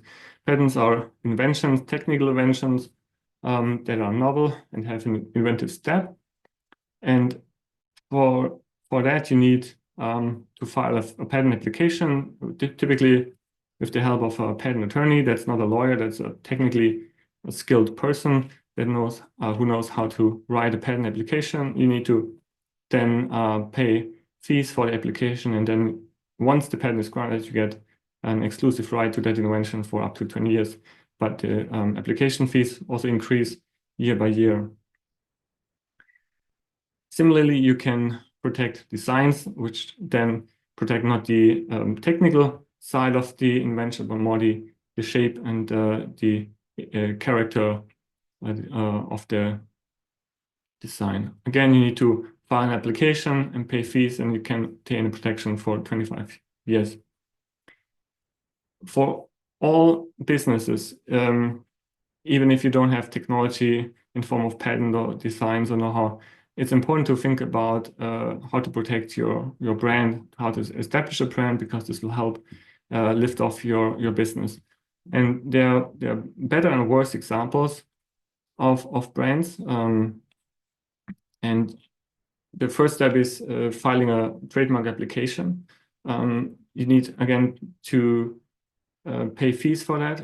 These are not as high as for patents, and you can even do that on your own, even though it's not recommended to do it on your own, because there are requirements that you may not be aware of, such as distinctiveness, which also leads to the question, should I use space in my brand or not? I would tend to not use something like space or anything similar, because this is very descriptive. And if a trademark is descriptive, then it's not capable of, then it's not distinctive. And then the EU IPO may refuse your trademark application. And then if you write a software source code, this is also protected by copyrights. You don't need any application. You don't need to pay any fees. This is the copyright protection starts as soon as you create the work of authorship, and it lasts 70 years after the death of the author. And finally, there's a trade secret protection. That's something also to be aware of. You need to have a secret. It has to be commercial, has to have a commercial value, and more importantly, you need to implement protective measures. Without those protective measures, the trade secret protection will not be enforceable. So you need to have a legal protective measures such as a non-disclosure agreement or confidentiality agreement, technical and organizational measures to keep your secrets secret. That's it for the IP protection. Let's have, in view of the time, a quick look at the EU Space Act before we come to an end and maybe answer a few questions. The EU Space Act is a European space law in the making, but it's really at a very early stage. There hasn't been a first draft yet. There are only a few key points, and so far, the proposed scope of the EU Space Act covers safety. That means collision avoidance of space objects, and also mitigating space debris, further resilience requirements. We talked about the NIS2 directive and also the resilience directive. So this will be something that the EU Space Act will also cover. And then sustainability, life cycle assessment of space activities, and also protection of the night sky. What's not covered by the EU Space Act, at least as far as you can see now, there are no launches or launches regulations, because there's no dedicated EU launch facility or a competent EU authority. So this will remain in the domain of the EU member states to regulate, and also the damages and liability. National law will have to fill the gap here, considering the international treaties such as the Liability Convention. And typically the Commission will propose the first draft, but we haven't seen that yet. And considering that it's also already October, I'm not too optimistic that we'll see a proposal later in this year, maybe next year, and then next year, or more realistically into 2026 or even later, the EU may then enact its own Space Act. Well, we'll have to see how fast they move forward. With that, thank you for your time today. I look forward to your questions and discuss any further questions you may have now or a later point in time. Thank you very much, Holger. Yeah, indeed, I see that there are a few questions. It's kind of time to also move to the next section, so I would just pick maybe a couple of them, and then the others will try our best to answer after the webinar. So somebody's asking, what is the NIS2 directive and who does it apply to? The NIS2 directive, that's the Network and Information Security Directive that I've shown as dealing with cybersecurity requirements. It applies to you if your business, the company, has at least 50 employees and an annual turnover of 10 million. And as a SpaceX venture, I assume that you're then within the space sector that is covered by the NIS2 directive, but would have to look into the details and see to what extent your business would be,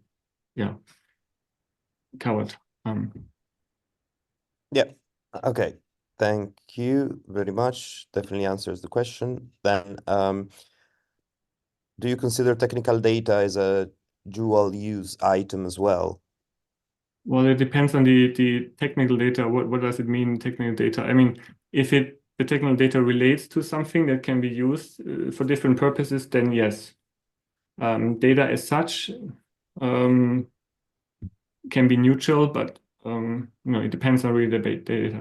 So. Okay, so more context needed. Then last question, is it possible to transfer the company established in one EU country to another EU country? I'm not an expert on corporate law, but yes, generally this is possible under EU law. You have also to right to establish your company in one EU country and then continue it in the other countries. So this would also be an obstacle to the internal market. So in general, yes, there's a possibility to do that. Okay, good, great news. Then also somebody is asking for any counseling support or if there's some checklist to verify the business model to omit possible violations of those regulations. So for this, I would suggest maybe that it's good to get in touch and reach out maybe to DLA Piper directly. I don't know, Olga, if you would like to provide details on that. Yes, I'm happy to take this offline, and there's no general checklist, and it really depends on the specific business model to look into. Otherwise, it would be too broad, to answer. And it's not worth having a checklist for, because business model is also different. So, but happy to discuss this at a later point after the presentation. Amazing. So thanks again, Olga, for the presentation, valuable insights. Now let's move to the fourth and last section of the day, and I would welcome on stage Florian Passalacqua, Jakub Divis, and Eugene Jakob. And yeah, here it is. So would you like to introduce yourself, guys, which you can do it better than I would do? And yeah, stage is yours. Yeah, thanks, Lorenzo. Do you want to start like Eugene or Jakob?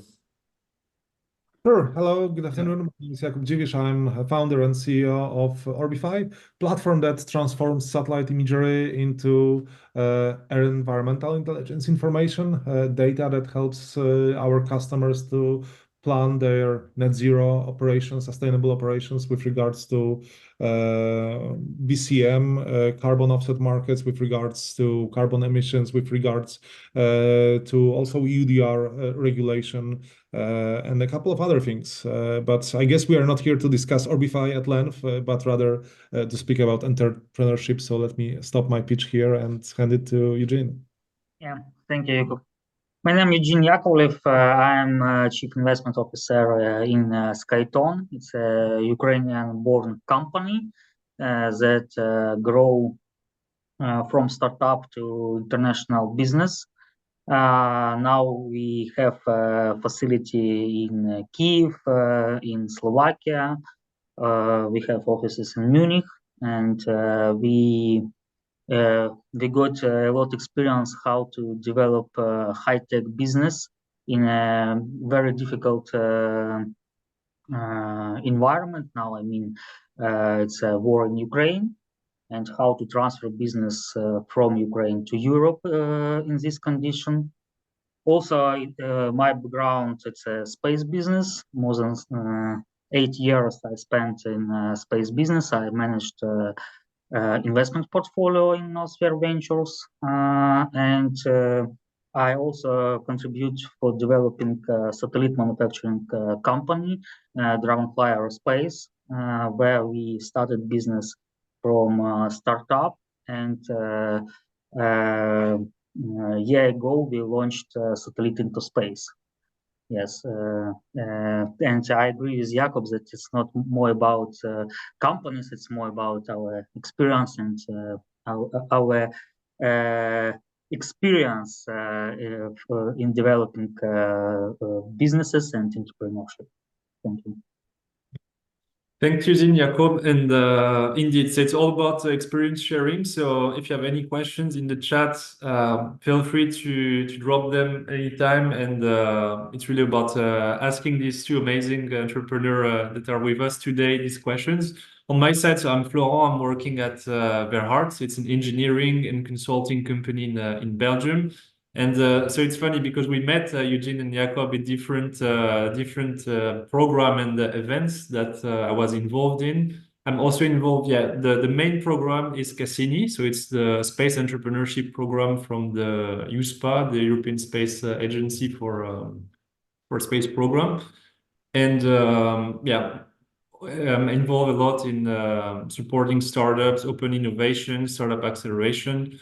So really excited to be with you guys, and let's start this session. I have a quick slide on space investment and also the big picture on the space acceleration in Europe, and then the floor is yours, Jakob, Eugene, for maybe like quick interview format, also with the people present today.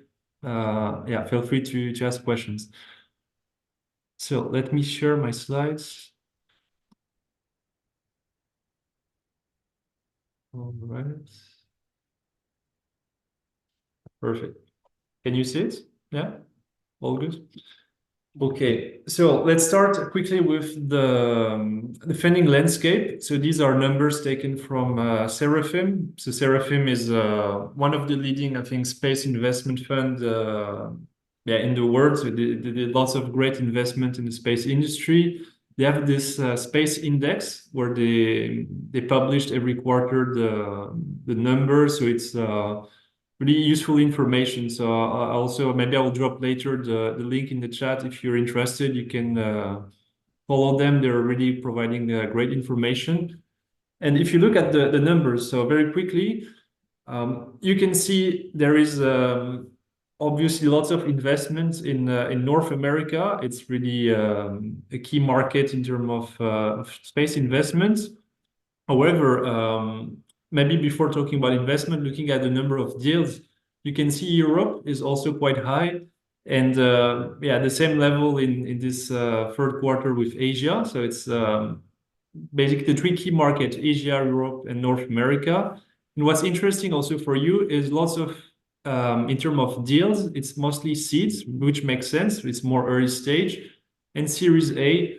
So depending on the stage you're at in the audience, it's really focusing on more early stage in terms of number of deals. However, if you look at the capital deployed, it's mostly Series A, Series B, and extra. So the industry is also really capital intensive. Maybe we'll talk about it with Eugene and Jakob. But space industry, based on the space application you have in your company, it can be really capital intensive. So the investment, especially at later stage, are quite high, like funding round. That's also explaining the distribution of this investment. And if you look also at the evolution. So in terms of evolution, the number of deals, number of investments, it's also growing. So you can see the different colors. The blue, navy blue is the latest quarter. So in this throughout the last 12 months, if you you can really see the evolution with this quarter. So it's really positive, I'll say. The investment is really ongoing in the industry, and there's lots of opportunities. So we'll talk about it later on. Quickly also on the latest investment rounds. Of course, more investment happened in between me preparing the slides and today. But the big round was D-Orbit in Italy. It's one of the leading space company in Europe. They extended their Series C. There is a Quantum System. with their Series B, 100 million, Satelliot in Spain, with their Series B to launch their constellation. You also had Satim. It's a Polish company. They're also having dual use in their application in Earth observation. And ViaWare, it's a company in Belgium that received more seed funding. So lots of different application, lots of different also rounds. In Europe, there's lots of capital deployed in the space industry. With Cassini, the program I'm involved in, they allocated 1 billion to support investment funds. So they're not directly investing in companies, but they invest through fund of funds. So in other investment manager, then they're able to deploy capital in startups.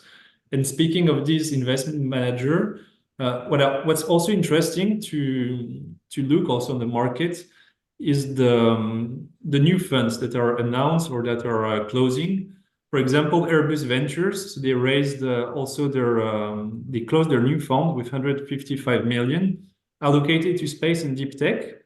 So it's also really interesting to follow these actors if you're interested also in the capital they can deploy and also really get in touch with them. So having like first contact.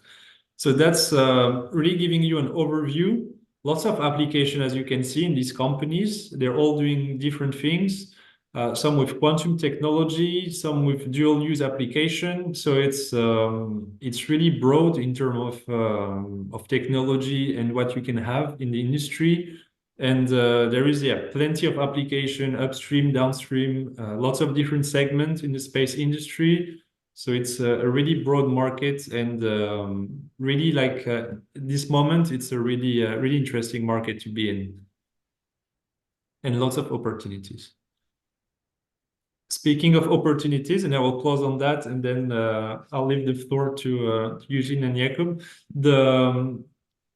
There's lots of programs in Europe to support you in your acceleration, incubator, accelerator.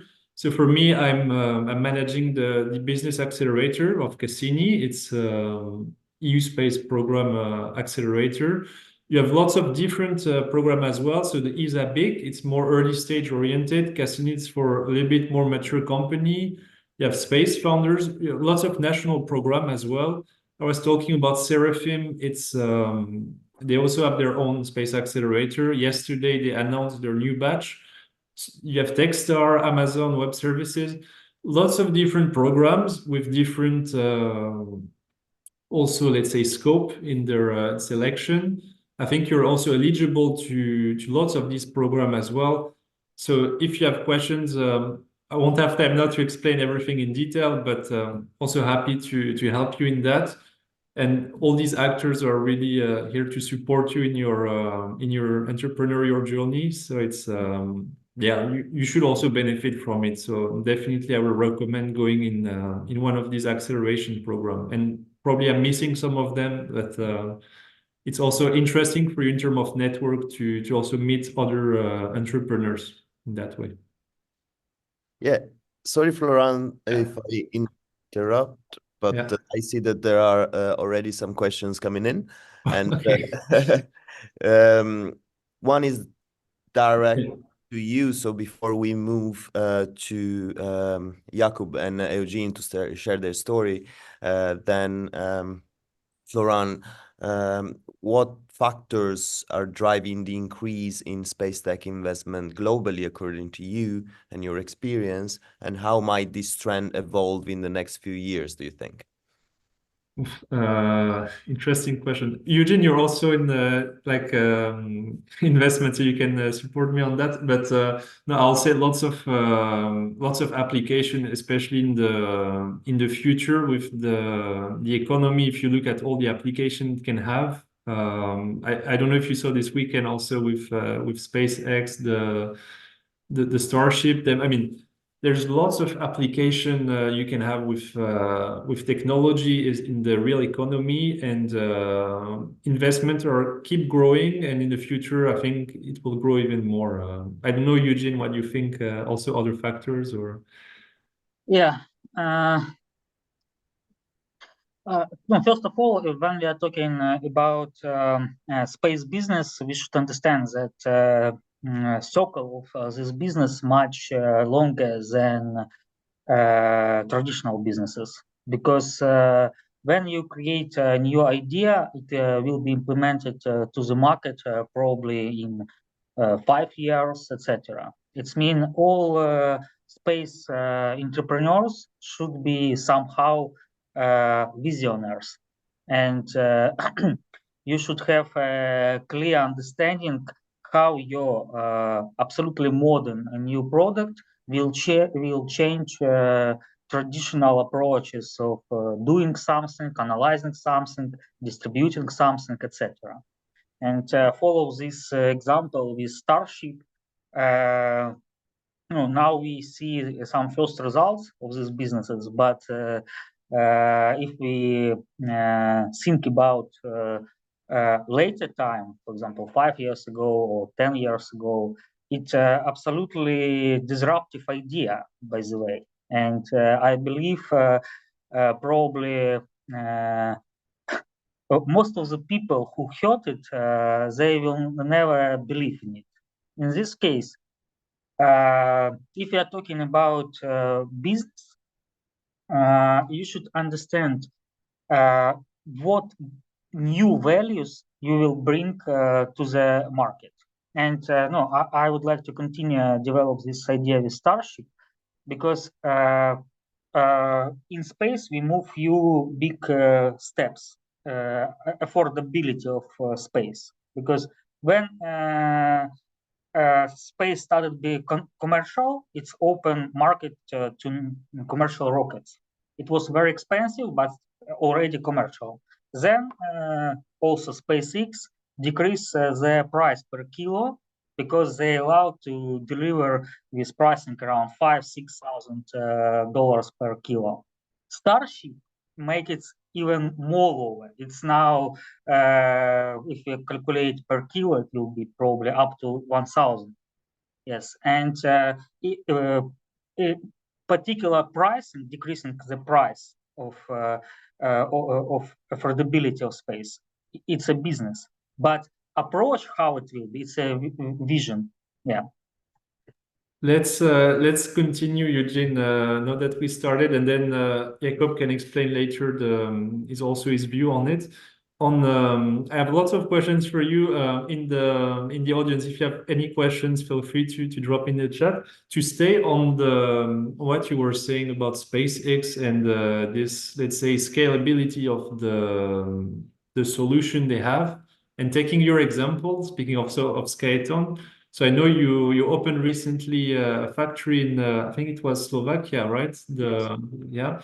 Maybe also on your side, like your vision, what's the way you want also to scale the company with Skyton? What's your approach also on that? Yeah. Skyton, it's a UAS developer and manufacturing company. We heavily contribute to winning of Ukraine in this war. And first movements was we shifted business from civilian market to defense needs.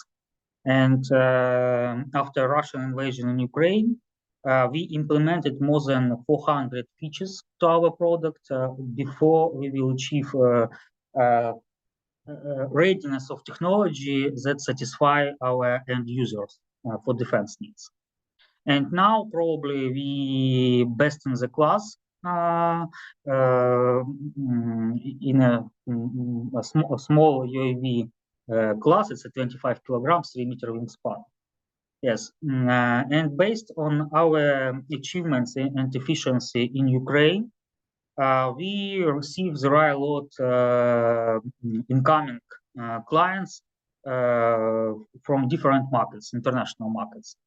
And to satisfy these demands, we opened facility in Slovakia, and now we are busy working to become success in Europe Union, first of all, and in the rest of the world. Yes, the core idea and what allows us to be success like entrepreneur. Firstly, we very accurate understand needs of our end users.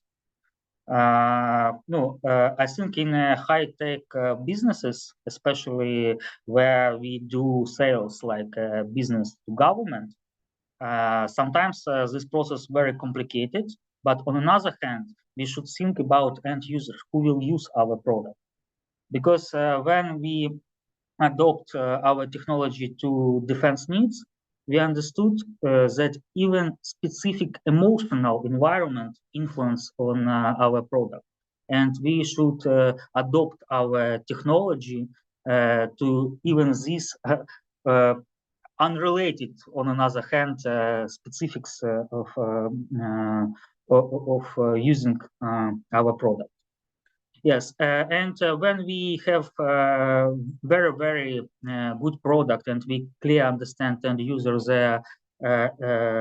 requirements, we can provide a solution, because modern high-tech business, it's about solution. Nobody care about data, synthetic aperture radar, optical. Everybody would like to make their work more efficient, cost effective, etc. Yes, I think it's an essential factor. No, and obviously when you go to international market, you face the different approaches and procedures. In European Union, fortunately, somehow it's standardized, and when you move from country to country, you can predict the structure of the market, decision-making processes, etc. But when you go out of Europe, it's complicated, because each country have different approaches, and you should hire best people in the region to adopt your sales procedures, etc., to market requirements. Yeah, thanks, Eugene. I'm also keeping in mind the time. Maybe we can go on Jakub, and if we have some times for final words, I can come back to you to wrap up. On your side, Jakub, so we talked about scalability with Eugene, going to also other markets. What about you, like with Orbify? What's I'll say also the story behind it, and how did you approach it in that way on your side? Sure. Hello again.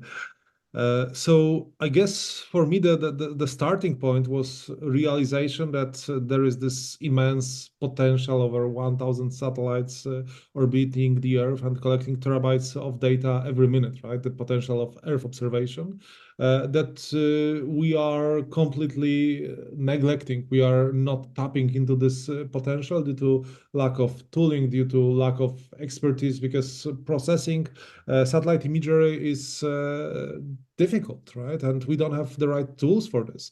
I think that's a really good explanation here is that scientists that decided where they are going to put NASA rover on Mars were using the same tools that are now being used by technicians that want to understand deforestation processes on the Earth. Right, and this is, to me, mind-blowing. If you would think that, an architect designing your house is using the same software that NASA is using to design a lunar base, you would be like, why? Right? Don't we have tools that are better suited for designing houses? But apparently, with satellite imagery analysis, we are doing the same. And this is why I decided to do something, and this is why we built Orbify that serves like Canva, right? Canva, the application, the online application that simplifies everything about design. Orbify simplifies everything about processing satellite imagery, getting to insights related to deforestation, environmental changes, etc.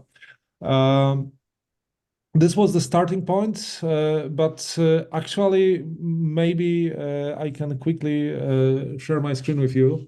Yeah. A couple of bullets to cover, because you are as far as I understand, that's early stages of your business of building a company, right? So this is the right moment to ask this question: what is the right way to build a company? And I think that there are two popular boilerplates in the industry. I'm not sure how many of you read 0 to 1 by Peter Thiel, very famous book in some areas. Is there anything like raise your hand or something like this, just so that we know who read 0 to 1? No? Can we check it quickly? No? Yeah, I don't know if they can put it in the chat. I'm not sure. And then there is other super influential book, Lean Startup, by Eric Ries, or Eric Ries, I'm not sure how you pronounce his last name. And these books are completely opposite one to another. Because 0 to 1 is like focused on innovation, this risk big, win big. This is about companies like SpaceX, right? There was no version 1 of SpaceX. Of course, he started from smaller rockets, but it wasn't like, oh, first we will demonstrate that I can lift some payload from first floor to the second floor and then third floor. It was like, oh, we will build a rocket and we'll show you that it can fly. This is about innovations that are very fundamental, like even Facebook, right? Before you have this whole network around Facebook, you cannot show it's working because posting pictures is boring. It's about a couple of other companies that are showing big change, that are about risking big things. And here also Peter Thiel says, don't worry about competition, focus on your vision. If you've got the winning vision, then everything will go fine. You are simply building your whole company on a vision. And then completely opposite to this, we've got this Eric Ries guy who says, oh, build small prototypes, right? So if Elon Musk would be a fan of Lean Startup, he would do exactly this. We take a small payload and we take it from ground floor to the first floor, showing, yes, we can bring it one floor up. It makes no sense for SpaceX, but then this is how a lot of companies were built, by those gradual deliveries, right? We are releasing new version of the app to production, and we are seeing how it's working. Actually, Zuckerberg, right, had this motto: fail fast, fail often. Here it's called fail cheap as well. It's about iterating, checking what works. So it's about not building your company on your grand vision, like 50 years ahead, like Steve Jobs, right? Oh, everyone should be using iPhone, everyone should be using iPad. It's rather, let's check whether people want to use my product. And I guess this is the right moment for you to ask which one is the right for you. And this depends on a couple of factors. There is no right or wrong answer, I suppose. It depends on the market type, whether you are working with a market that is already established or whether you are building a new market, right? Whether your consumers, whether your customers already know that they need this solution, like, oh, I'm building a new CRM, right? Building a new CRM is something you can do with Lean Startup. Building a new rocket engine probably is something that you cannot do. It's about your risk tolerance. It's about how much risk can you absorb and live with this, because with 0 to 1, you have no feedback until it's ready. And finally, most importantly, I'm putting it at the last point, but this is the most important one: find funding, right? If you don't have a lot of capital, you can still start with Lean Startup, maybe consulting, maybe testing your service, scaling it upwards. And with 0 to 1 approach, you need a lot of money. You need probably tens of millions of dollars just to have first version of your amazing application. You need to hire the entire team. You need probably 18 months horizon. So regarding Fiori, I would like to leave you with this. If you didn't read, I highly recommend both books. Actually, this is totally different perspective, but totally worth your time. About Orbify, well, we already know how we started. And I can add right now one other small fact. We started building a general platform that should facilitate any type of and Earth observation data processing, right? So at one stage, at the very beginning, we might be a bit closer to 0 to 1. Where we are today as a startup that focuses on environmental intelligence, on deforestation, reforestation, voluntary carbon markets, etc. So it's much more verticalized, right? We narrowed down our focus, and this was a realization that was based on us simply trying to sell what we have and failing to sell it. We couldn't spend another, I don't know, 15 years building our amazing platform because we didn't have this amazing funding, right? So we had a runway for 12 months and we needed to show something that works. And we decided to focus on specific things. So this is my evolution and my journey between those two. I think that those two are valid. There is not right and wrong, but this is what works for you. What specifically worked for us at Orbify is that we started from building a distributed team because we wanted to have access to the best talent that there is within our time zone, right? So we are focused more or less on Europe, Central time zone, Central European time zone, maybe plus minus 1.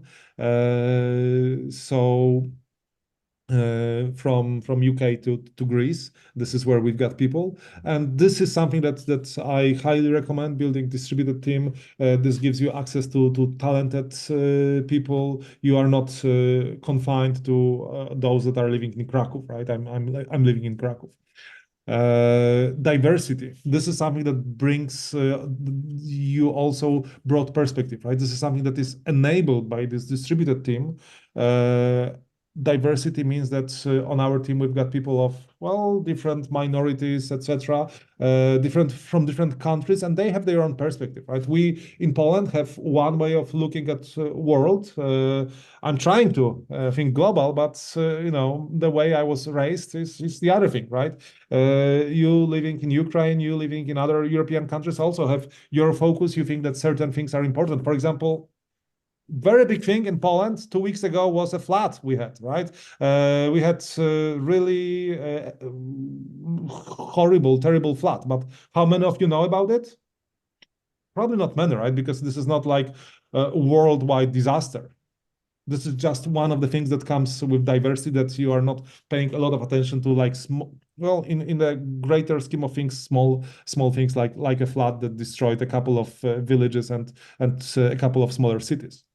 If you decide to go with a distributed team that gives you diversity, then what you need to have in place is strong culture, focus on collaboration. We are distributed, but still we are meeting once every 3-4 months, because one thing is that working remotely is good, you can focus, etc. But the other thing is that, relationships cannot be built only online. And Flora and I know this, right? Because even during Cassini Business Accelerator that we both took part, there was also an emphasis on having the people taking part and coaches meeting in some destinations. What also worked really well for us is that Orbify Inc. is a C-type Delaware corporation. This gives us access to US VCs. Now maybe Irish LLC might be better because some of European investors are not excited investing in the US. They are not experienced, but definitely it was smart to not just focus on Polish limited liability company. And also thing that did work was experienced engineering team, that we have product that doesn't break. And now the most probably interesting part, what didn't work. I consider, if I would be starting a company again, I would start from selling what we are building immediately. At Orbify, we just focus on 2-3 pilot customers, and we're thinking, oh, this gives us enough feedback.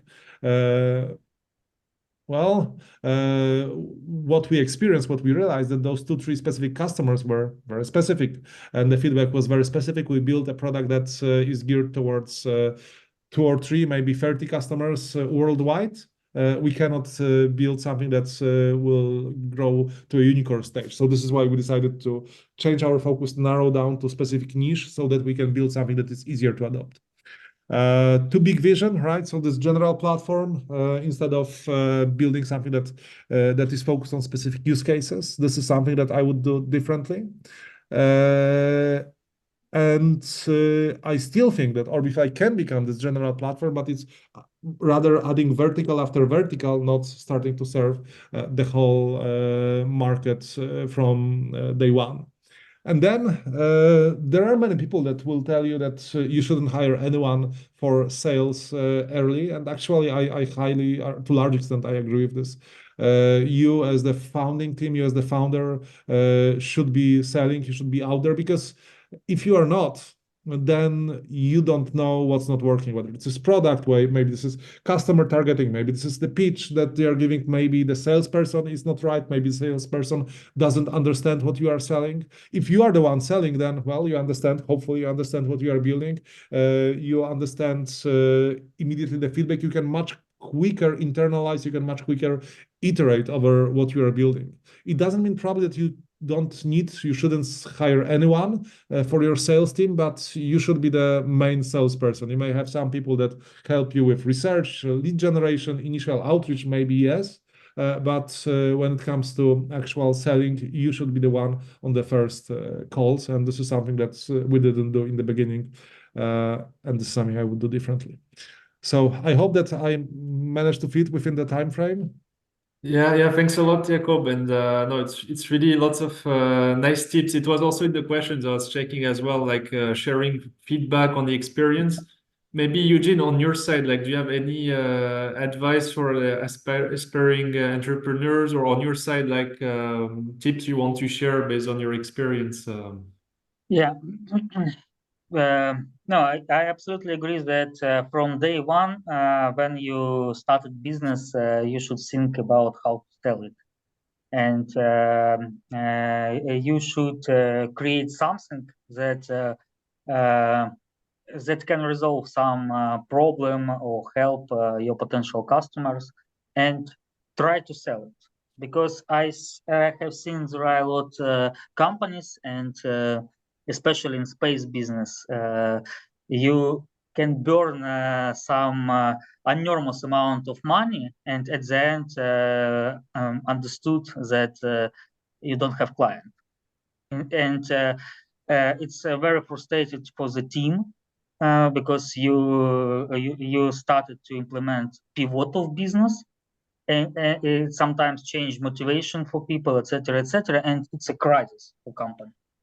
In this regard, now if I will start any companies, from day one I will try to sell it, even for small money, even in a not very good condition with partners, etc. But you every time should be in contact with clients and satisfy them. It's a first point. Second, lessons learned. At the early stage of the company, you should avoid big investors or strategic investors who buy out big stake in the company. Better to use some regional funds, some program like Cassini. Europe, it's achievable. Unfortunately, in Ukraine, it's less affordable. But in any case, it's a big mistake when at early stage founders lost a significant percent of the company, and after that they stayed in the status where they follow dictate from investor, and they lost motivation at the end, etc., etc. It's another suggestion, and you should. If possible, you should raise money when you have some commercial traction. I understand that for space market, in some segments it's impossible, but in any case, in general, for companies, for business, it's better to raise money when you understand the business model of your company. Yes, no, and also related to investments, when you raising money, you should not only thinking about cash, you should think how these investors will communicate and how they fit each other in your board, because some investor can be even toxic at the end, and you should think about future rounds when you start to be big, etc. Because to encourage investor do the investments, it's probably even more difficult than encourage them to invest. Yes. I think, yeah, no, and obviously team. I think Jakub described very clear this topic. I absolutely agree that we should hire the best people, and especially at early stage, you should use approach of distributing team, just focusing on their skill set, etc. Because at the end, you can be successful only with strong team. To grow business alone, very difficult, and you should have some core team who encourages each other to drive this process. Yes, and I see in chat questions about motivation.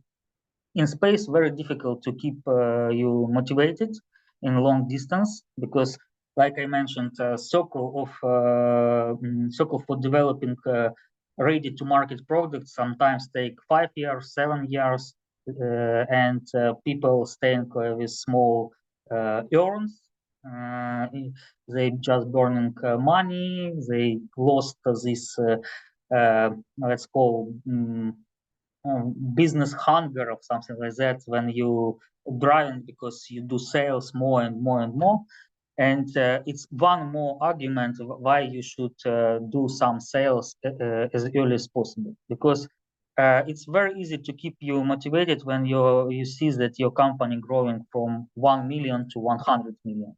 It's absolutely impressed in period of time, and everybody very motivated, proactive, etc. And much difficult when even engineers who take fun from do something by hand or implement some new ideas, at the end they understand that nobody in the world using their technology, and to keep this team motivated sometimes very difficult, because everybody at the end would like to improve world, bring something, bring some value to the earth, etc., etc. Yeah. Thank you. It's basis of my experience how to keep company success. Yeah, thanks a lot, Eugene, Jakub. I don't know, Lorenzo, do we still have some time for other questions, or how is it on your side? You actually have 5 more minutes, so go ahead. Okay, let's continue sharing some of your experience. I mean, on I don't know, what's your do you have like other topics in the chat, or maybe Jakub, Eugene, you think about something we haven't talked for more early stage entrepreneurs, let's say, or aspiring entrepreneurs? Well, I think that questions from the chat would be the best, but while we are waiting for them, alluding to what Eugene mentioned about motivation as well, I think it's important to work in an area that is super important to you. And then I've heard a saying, you need to be in love with the problem, not necessarily with the solution. And this is also important, right? Because I'm an engineer, after all. I graduated from computer science study, engineering faculty, etc.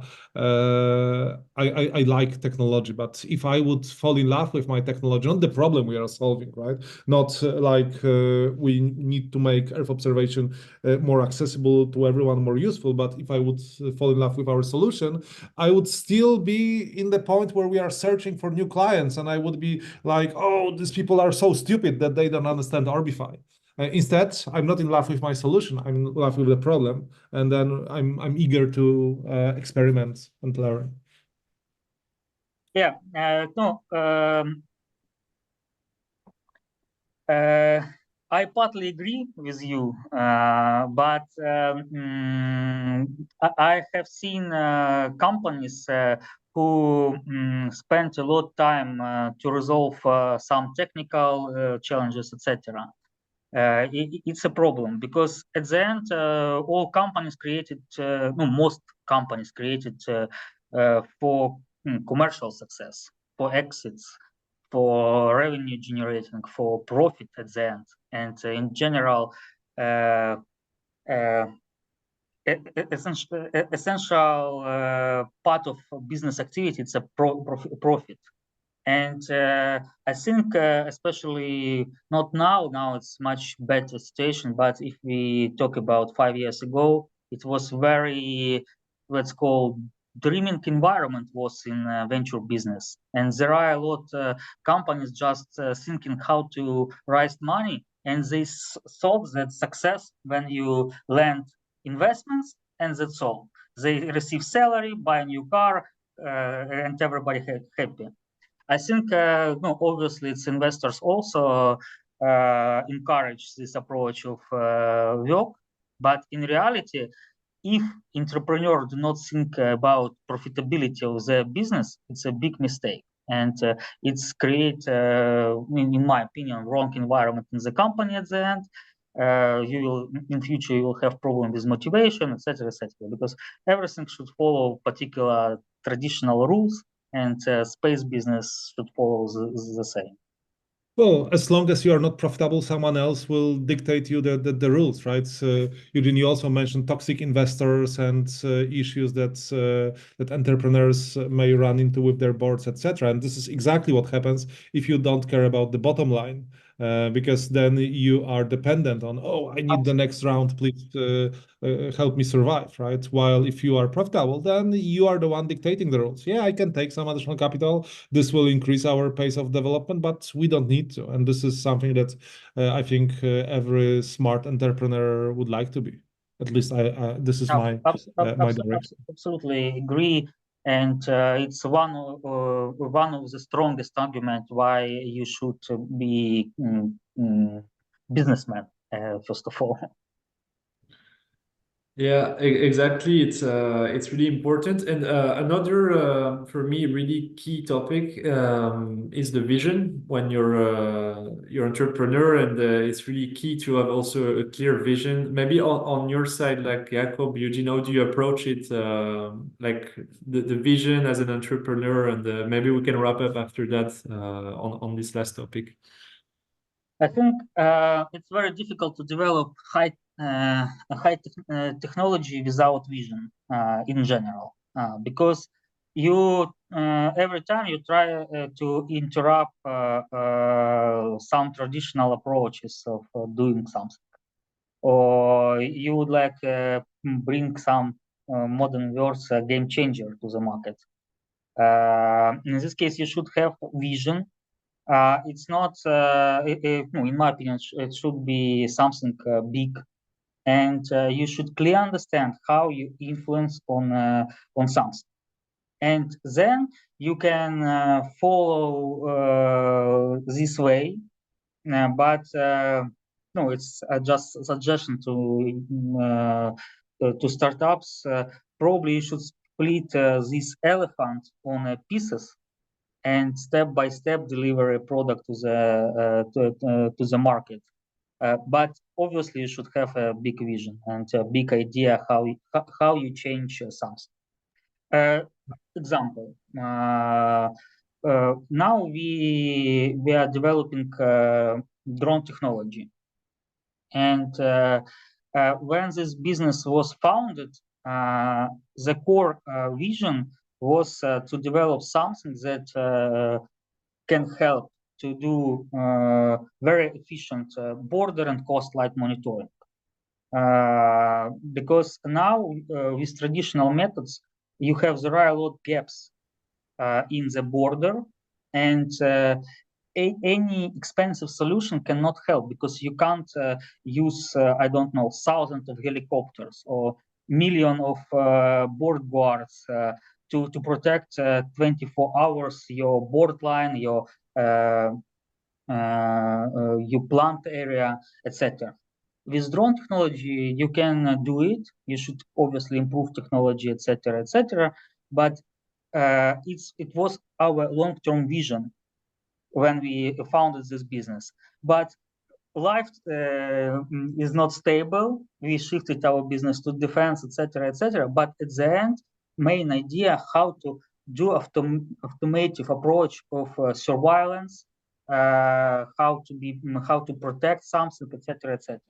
In this case, it's example how long-term vision that it's a goal on probably 10 years can be split on a small steps, and step by step you resolve some particular problem of client. Thanks a lot, Eugene. Yeah, I see Lorenzo coming back. But any final word, Jakub, and then we can wrap up. Nothing else from my side. So thanks a lot for having me here, I guess. Thanks a lot, Eugene, Jakub. Yeah. Thanks. Yeah. And thanks, Lorenzo, also for giving us the opportunity to be there. Absolutely, my pleasure. Like, really, thanks to all of you guys for Eugene and Jakub sharing these incredible stories, and especially, also be so human, because like this, at the end, we are all like human beings, and the feeling like this touch of people like having challenges, failing, doubts, and overcoming, and at the end reaching success as you did, guys. It's amazing. And also Florent did a great job in moderating this section, and also thank you for the insights around funding and well, all the expertise that you shared. Thank you to the audience too, and for Abe to answering live to all these questions. I just going to take a couple of minutes of your time, and then we're done for today. To wrap up what has been done, as I was mentioning, this soft landing workshop is the first one of our larger series of industry-specific space tech soft landing workshops run by Seeds of Bravery. Here on the screen, you see the list of the following editions, if I may call them that way. So don't worry, this presentation, as long as all the others, will be shared with you in most likely by tomorrow. So you're gonna have all the dates if you wanna also subscribe and attend other industry-specific workshops. I'll keep this slide for maybe 30 seconds or so you can scan the QR code if you're interested in following Seeds of Bravery, the Ukrainian Seeds of Bravery. Here is a link for newsletter or any kind of social media. And thank you. Not sure if I can pronounce thank you in Ukrainian. Maybe Eugene you can help me with that. Дякую. I think it's Дякую, right? Дякую. Close enough. Eugene, thank you. Amazing. So thank you, everybody. Дякую, and I hope to see you in the next workshop. And thanks again for all the panelists for a great job.